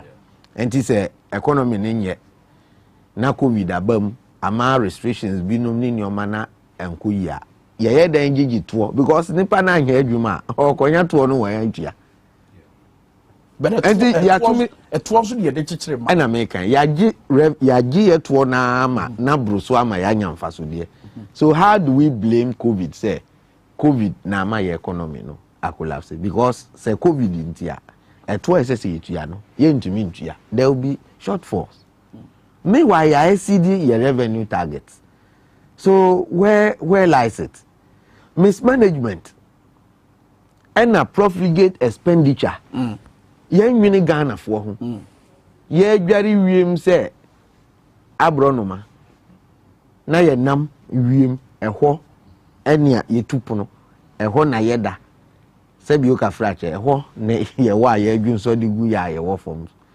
So when you incur all this debts officer Ghana for en suffer. Okay, why eye enkomo ye ni ho ba bia me pese ye di kodru o enkomo twetwe mu ye demo ya moye and afen so town hall meetings ahodo ekokọ so kan mi enu bom e die pa na betime afiri maba na Ghana for apede no etimi adan ho adi ba mamfa wo semram na meeting ono so wo abra wo wa ani e11 komoi ne enchechemu ahodo aba no etaso mu ana Prince Medas maminchia etifo na minchia minya honorable my constituents, my minchi omunyina, my constituents are make members of Crusaders Against Corruption. Every now and then they follow their chief crusader, every platform they go. And I know say they are all watching. Those listening are listening. My minchi obia, incha my close friends like Ken Otukwesin, who is also watching, and then Osei Broja, who is also watching. My minchi obia. The issue of e-levy, it is something that we've been talking about over the past period. Now, your passe and as your kind your budgets. Yeah. Pay. I think just 2 days after and Crusaders Against Corruption, your issue release. Your release no was on the e-levy. Now your discussion on it was that say Ghana ekase ye babe introduce tax. Now you the fa electronic transactions were. It is a recipe for corruption to breed. Now, your argument on it was that so other countries are almost leading countries in terms of electronic transactions. In Africa, countries like Kenya, Rwanda, Tanzania, empirically, reports has come out say almost presidents and almost governments decided say tax ebeto electronic transactions it didn't augur well for them. And until a country like Kenya amount almost to tax within 6 months there was a significant reduction of inkrofo almost transacted electronically affect now in terms of corruption what we keep saying is if you have a cashless society not just say unama usikano is electronically kept. And ya dia ukita physical money no I won't say. So cashless society it does not encourage corruption to breed. And you know the very moment you decided as a mind say we are encouraging people to go digitalize. You see kasem you be bia you bet to your phone so you bet to your bank you be no online transaction. It reduces significantly corruption. So any country who would attempt say or they tax a beto electronic transactions, one that country discourage Nkrofo from enrolling on the electronic transaction until they will come back holding their money. Now, so the very moment you make it what it means that we are encouraging corruption to breed. You understand? And that is the reason why you read the budgets Crusaders against corruption. You cry your ankasa yesika. Na ya mfa physically. And na ya nkosi krabia. Ye fuaso aboa marketers corruption it take place. It is the first release. We've released so many documents, but the first release one thing I can and say in Crawford engaging in corruption. What they are scared of tracing. They are scared of tracing. And until if you find yourself engaged in corrupt practices near there, the first thing on the GC can do, and say, me check. Me face cannot enfa any bank anything. Me per physical cash. And the reason is that so the physical cash ne bremia. It is difficult for investigators to trace it. You understand? And that is the reason why we encourage say ubia enco digitalize. When you do that, what you do is you discourage people from engaging in corruption. So the first point all of us should know is the very moment e-levy is accepted, it is an indication say as a minor the fight against corruption, we are not committed to it. That is what it means. That is just the first thing everyone should know. And that is the reason why we came out first to say no, this e-levy thing, we don't want it. Again, so Obeja to Munswa, and as Osha, dear Koswa, Crusaders Against Corruption was the first CSO in this country. Oteki position say, we want a no e-levy. All others that were communicating, they were saying it's a reduction. We said, look, you people don't really understand the whole concept. Fortunately, gradually, it looks like almost every person now, minority, CSOs, others, right now, all of them are towing the position of Crusaders.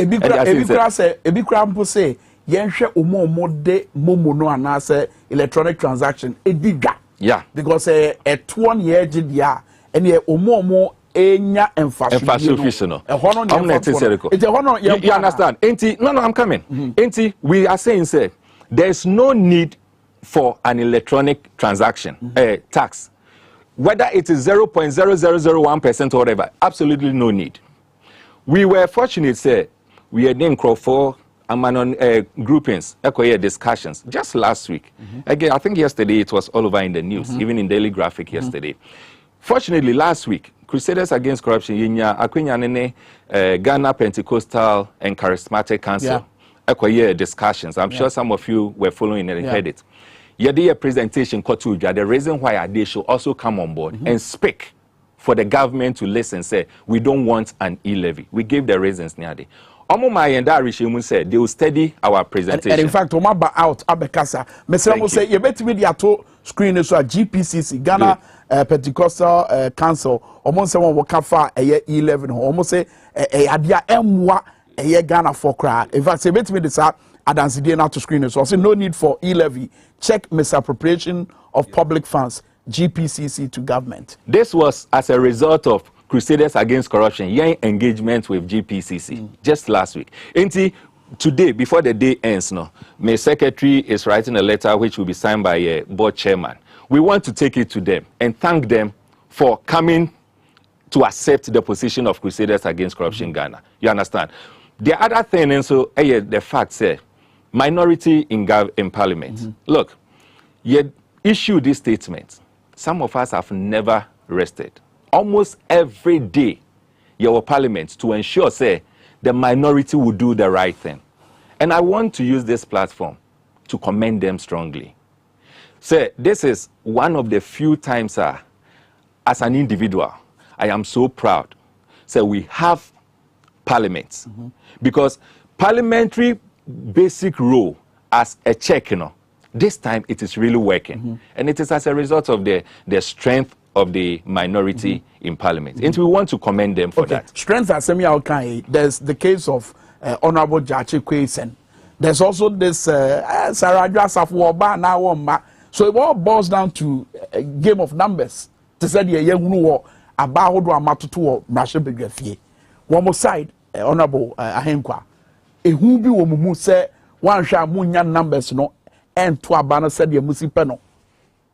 It won't be anyhow. The commitment. The commitment. I think may buy in my initial comment.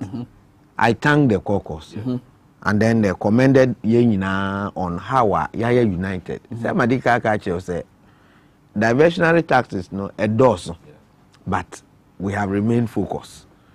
Ye could even be a juicy avenue for maybe some of us to make money. You understand? Because your numbers.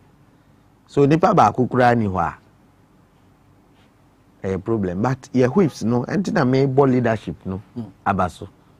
We have the leader, Honorable Haruna, with his deputy, with the whips, Honorable Montaka, Honorable Ahmed, Honorable Doyo, na your deputy leader, Honorable Aveji. Apart from them, we have caucus chairman. Regional caucuses. And the whips the regional caucuses chairman. And then it is the duty of the regional caucus chairman to also whip their members in line. So before Yebeko chamber every day, Yebaye for the past 3 weeks or 4 weeks Yebaye, Obian to me to kwan ko baby because of E11. On our fenyo market say mu bi kura yare mo person ba kwa yare sabia. O man no ho dontia. Say udo woman a na uwa maman na enhaw. Be the o kana no kre. Oh, but it's true. We are going through a lot. Me, I had an accident. Yeah. A very terrible accident. Now, me buy no. Now me tukini say you normal ade, but maybe drew you know na me starting ya effect no. I couldn't sit. Mean to me nye bibia. But on the day of 11, no, I was rushed to the office. Wow. While waiting, I couldn't sit, so I was lying in a chair in my office, waiting. Say, ebe drew no more frame me. Na me dey me kwako to aba. But senya man no ho do a obi a me di car akohwe wo me wu me car me Land Cruiser I say kura completely. Wow. I'm telling you me na me. Wow. Me name me driver ono kura the instant or he fainted. And he said nya o man no ho do a me yare me ntumi nya hwe then e be mama free fie say me ba aba. But when you it shows your commitment. Your senior men they are not well. They need to go outside, travel to check their body and other things and see to it BBR air function. But ya resolve say go outside say your hospitals. Oh, any they say obiane ni aope. Say me wo besika I can decide to go wherever I want. Na ye ni sike say no. You better ha. Oh. Say yenka say Ghana de enyo bi a nipa no condition no or this specialist obey ho adwuma. E wo Ghana ha. You say bi a okono. Crusaders we go. So I didn't can be say na no pa. Be say na no pa. Nti na me ka say obi a ne ba bi a person okwaji ayarhwe ana meboa. Obi okra bi anye normal process ya ye. Say you homeopathy.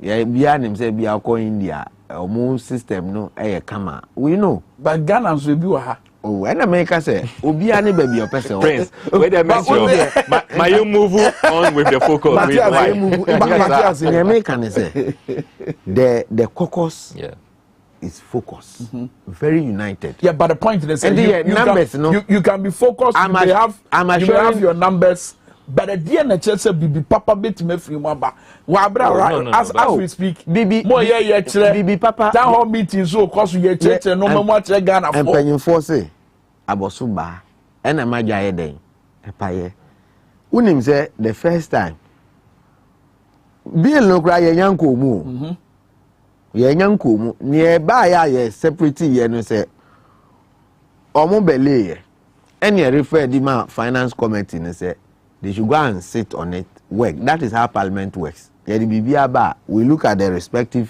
committee no. Now mo di ama mo so mo nkoye ho adwuma. Nti omo committee no contrast ye omo ho adwuma nyina. Eho na committee no suggest say omo mfamra under certificate of urgency. It means say ye di certificate of urgency processes now your form no your truncated processes now you fast track it adeno within a day jasu and I can say we don't see the jasu ewo nti ade no ssɛ ba no jasu because process they start here no they had every avenue to have passed through those processes and then na mama delay last minute na mo pese jasu ssɛ ye different processes no eho you know say ye si agina ya ye to so aba ehwo say ye di be ye under certificate of agency ana enye under certificate of agency ehwo na ntokwa no ehwa ase no but me di ya wo me mu kakra ya na me di ne say ade na ekoso no obi se omrahye badwafo ena omo ko omrahye badwam ena omo gu ye ni mass as a country omo ye democratic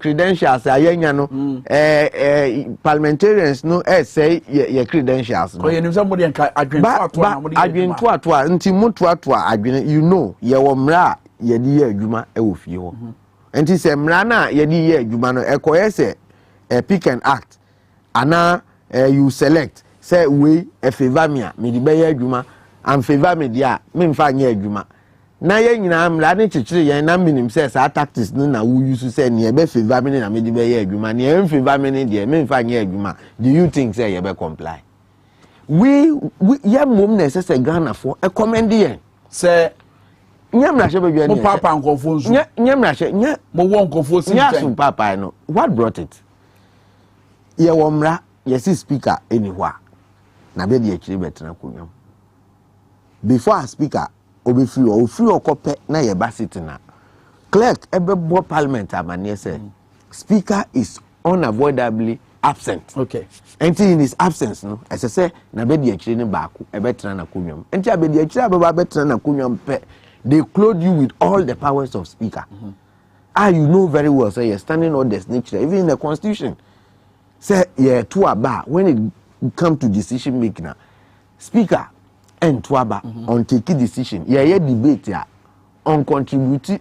He only directs kwaya first one debate, but he doesn't take part in the debate. Why would take part in debate? No, muya mu debate we are. Ena mu besi ya gina say bia ye nyina ye bobo hu no agina ye we na yesi. Ade a mobo bi uye den esi hu agina ye mane ye.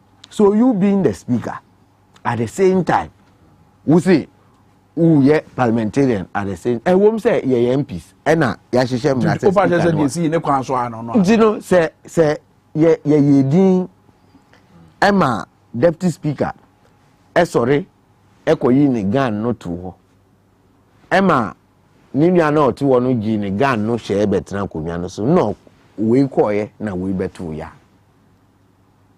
nyamra no ne abusu no until they were breaking the law. And they say, "Obi bumra so a, emra no so kire kwan obetima fa so e nsiesie aba." Ebi ni say.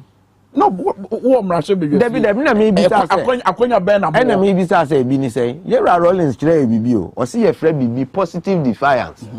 Nti no na mo ye. Ena di abepie ha. Mamra ne ye bɔ ho ban. Ena di abepie ha. Say mamra no ene ye bɔ ho ban. Say obi tu constitution na gu. No be so boa say ye my own two constitution ni nwa sa ni pa ye bo no kwadu. Okay, this is what we have accepted as a country say ye di mra e na bebu oman no and the dru baby na say mra no obi kofa ni new version bi afri da be na ye constitutional amendment Okay. But anti ye mom na tese amanfo e commendi yen say ya ntena sima binum kra antu mamra na nyede antwene. But ya move away from that fact. Nesi o MPs for kuntokwa MPs for kuntokwa. Ye kuntokwa for what? Okay. And mrana eda ho no. Ya di mrana su pepepe na ya di mrana ye adwuma. Tweka no everything na eba. Very well. Ono wa mamenfa well same but can be about this e-levy conversation fantastic. But now my person who had before or because one you gonna e-levy in town hall meetings here are buying our organizer original so the church and say mono. A TV then Sakraye Biaba. I don't really think so. The first town hall meeting me follow here. After the meet, I think it was done for Eastern region, and then the first one on Mshase. Me follow we and there were indications to the effect say Nkrofobi alleged said they went there and they were fix the country for near Pamuomo. But you know, a creative impression said then a selective groupings. And the more second one you say NDC for that is fine. That is fine. But first one, that is the impression that was created. I'm limiting it to the first one. That's the impression that was created.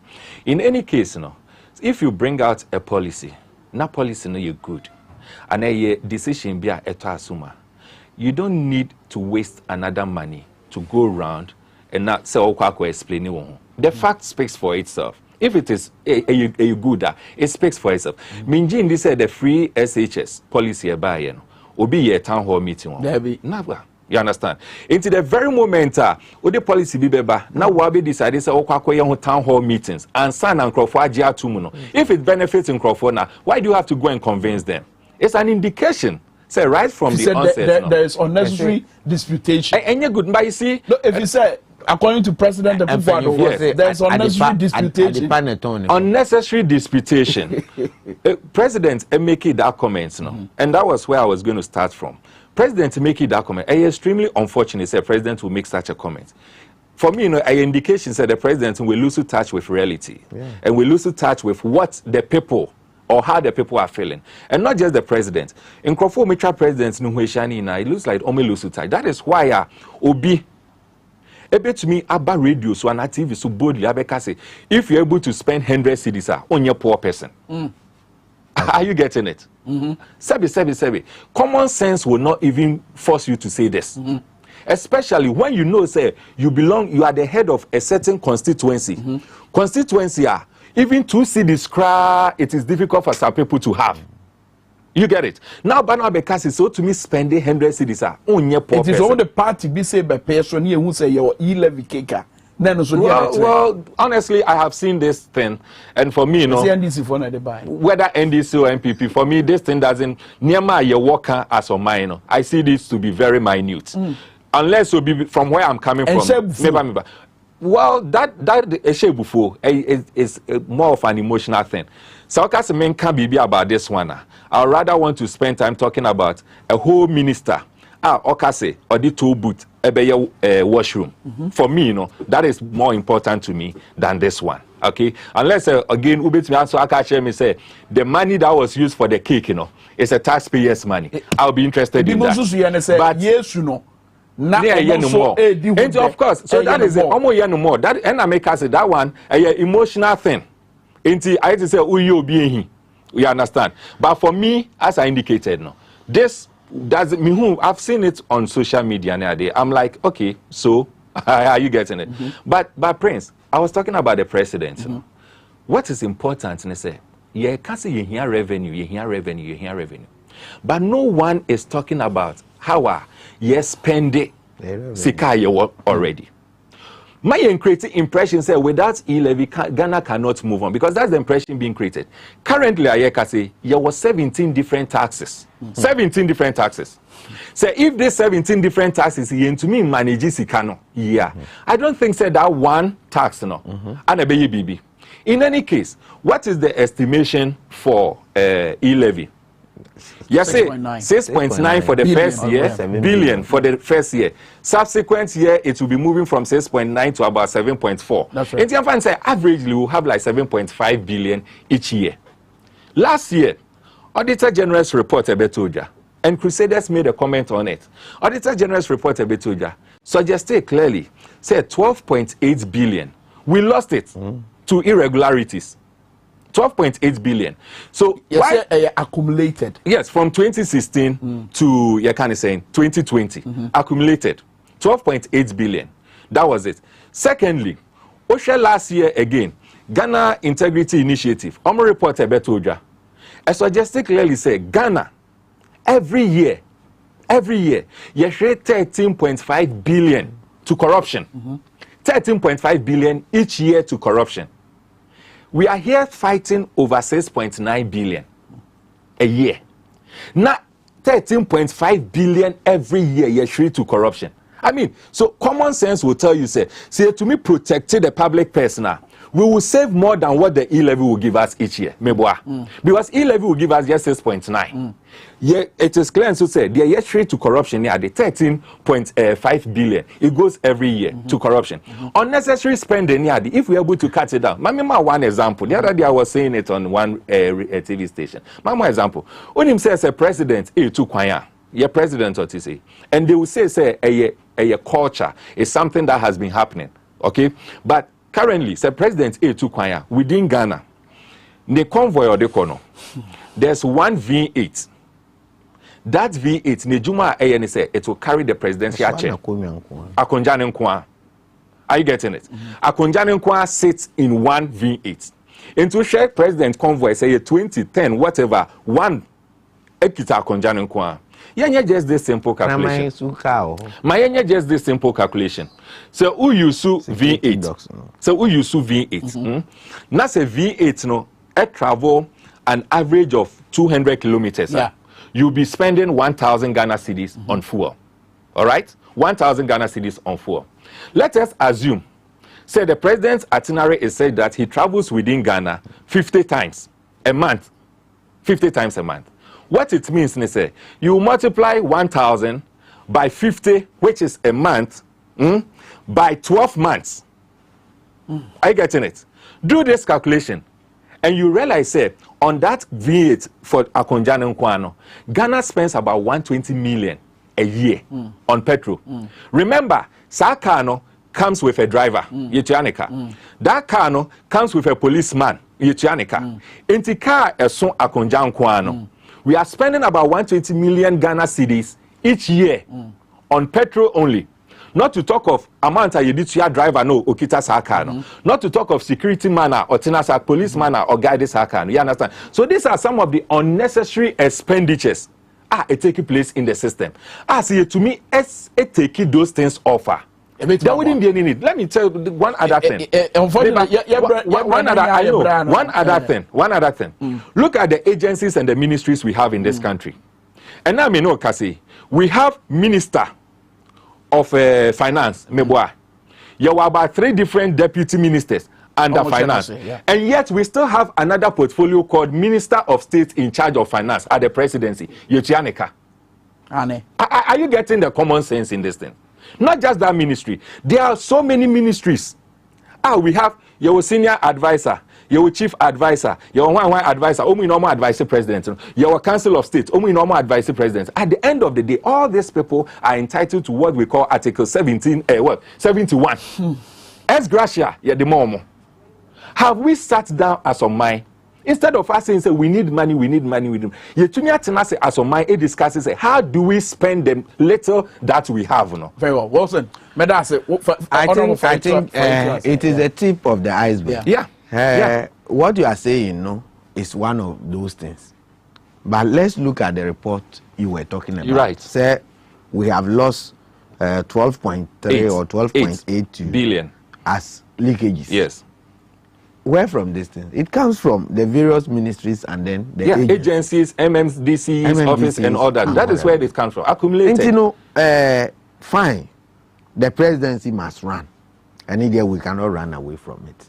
But apart from that, leakages in the various agencies,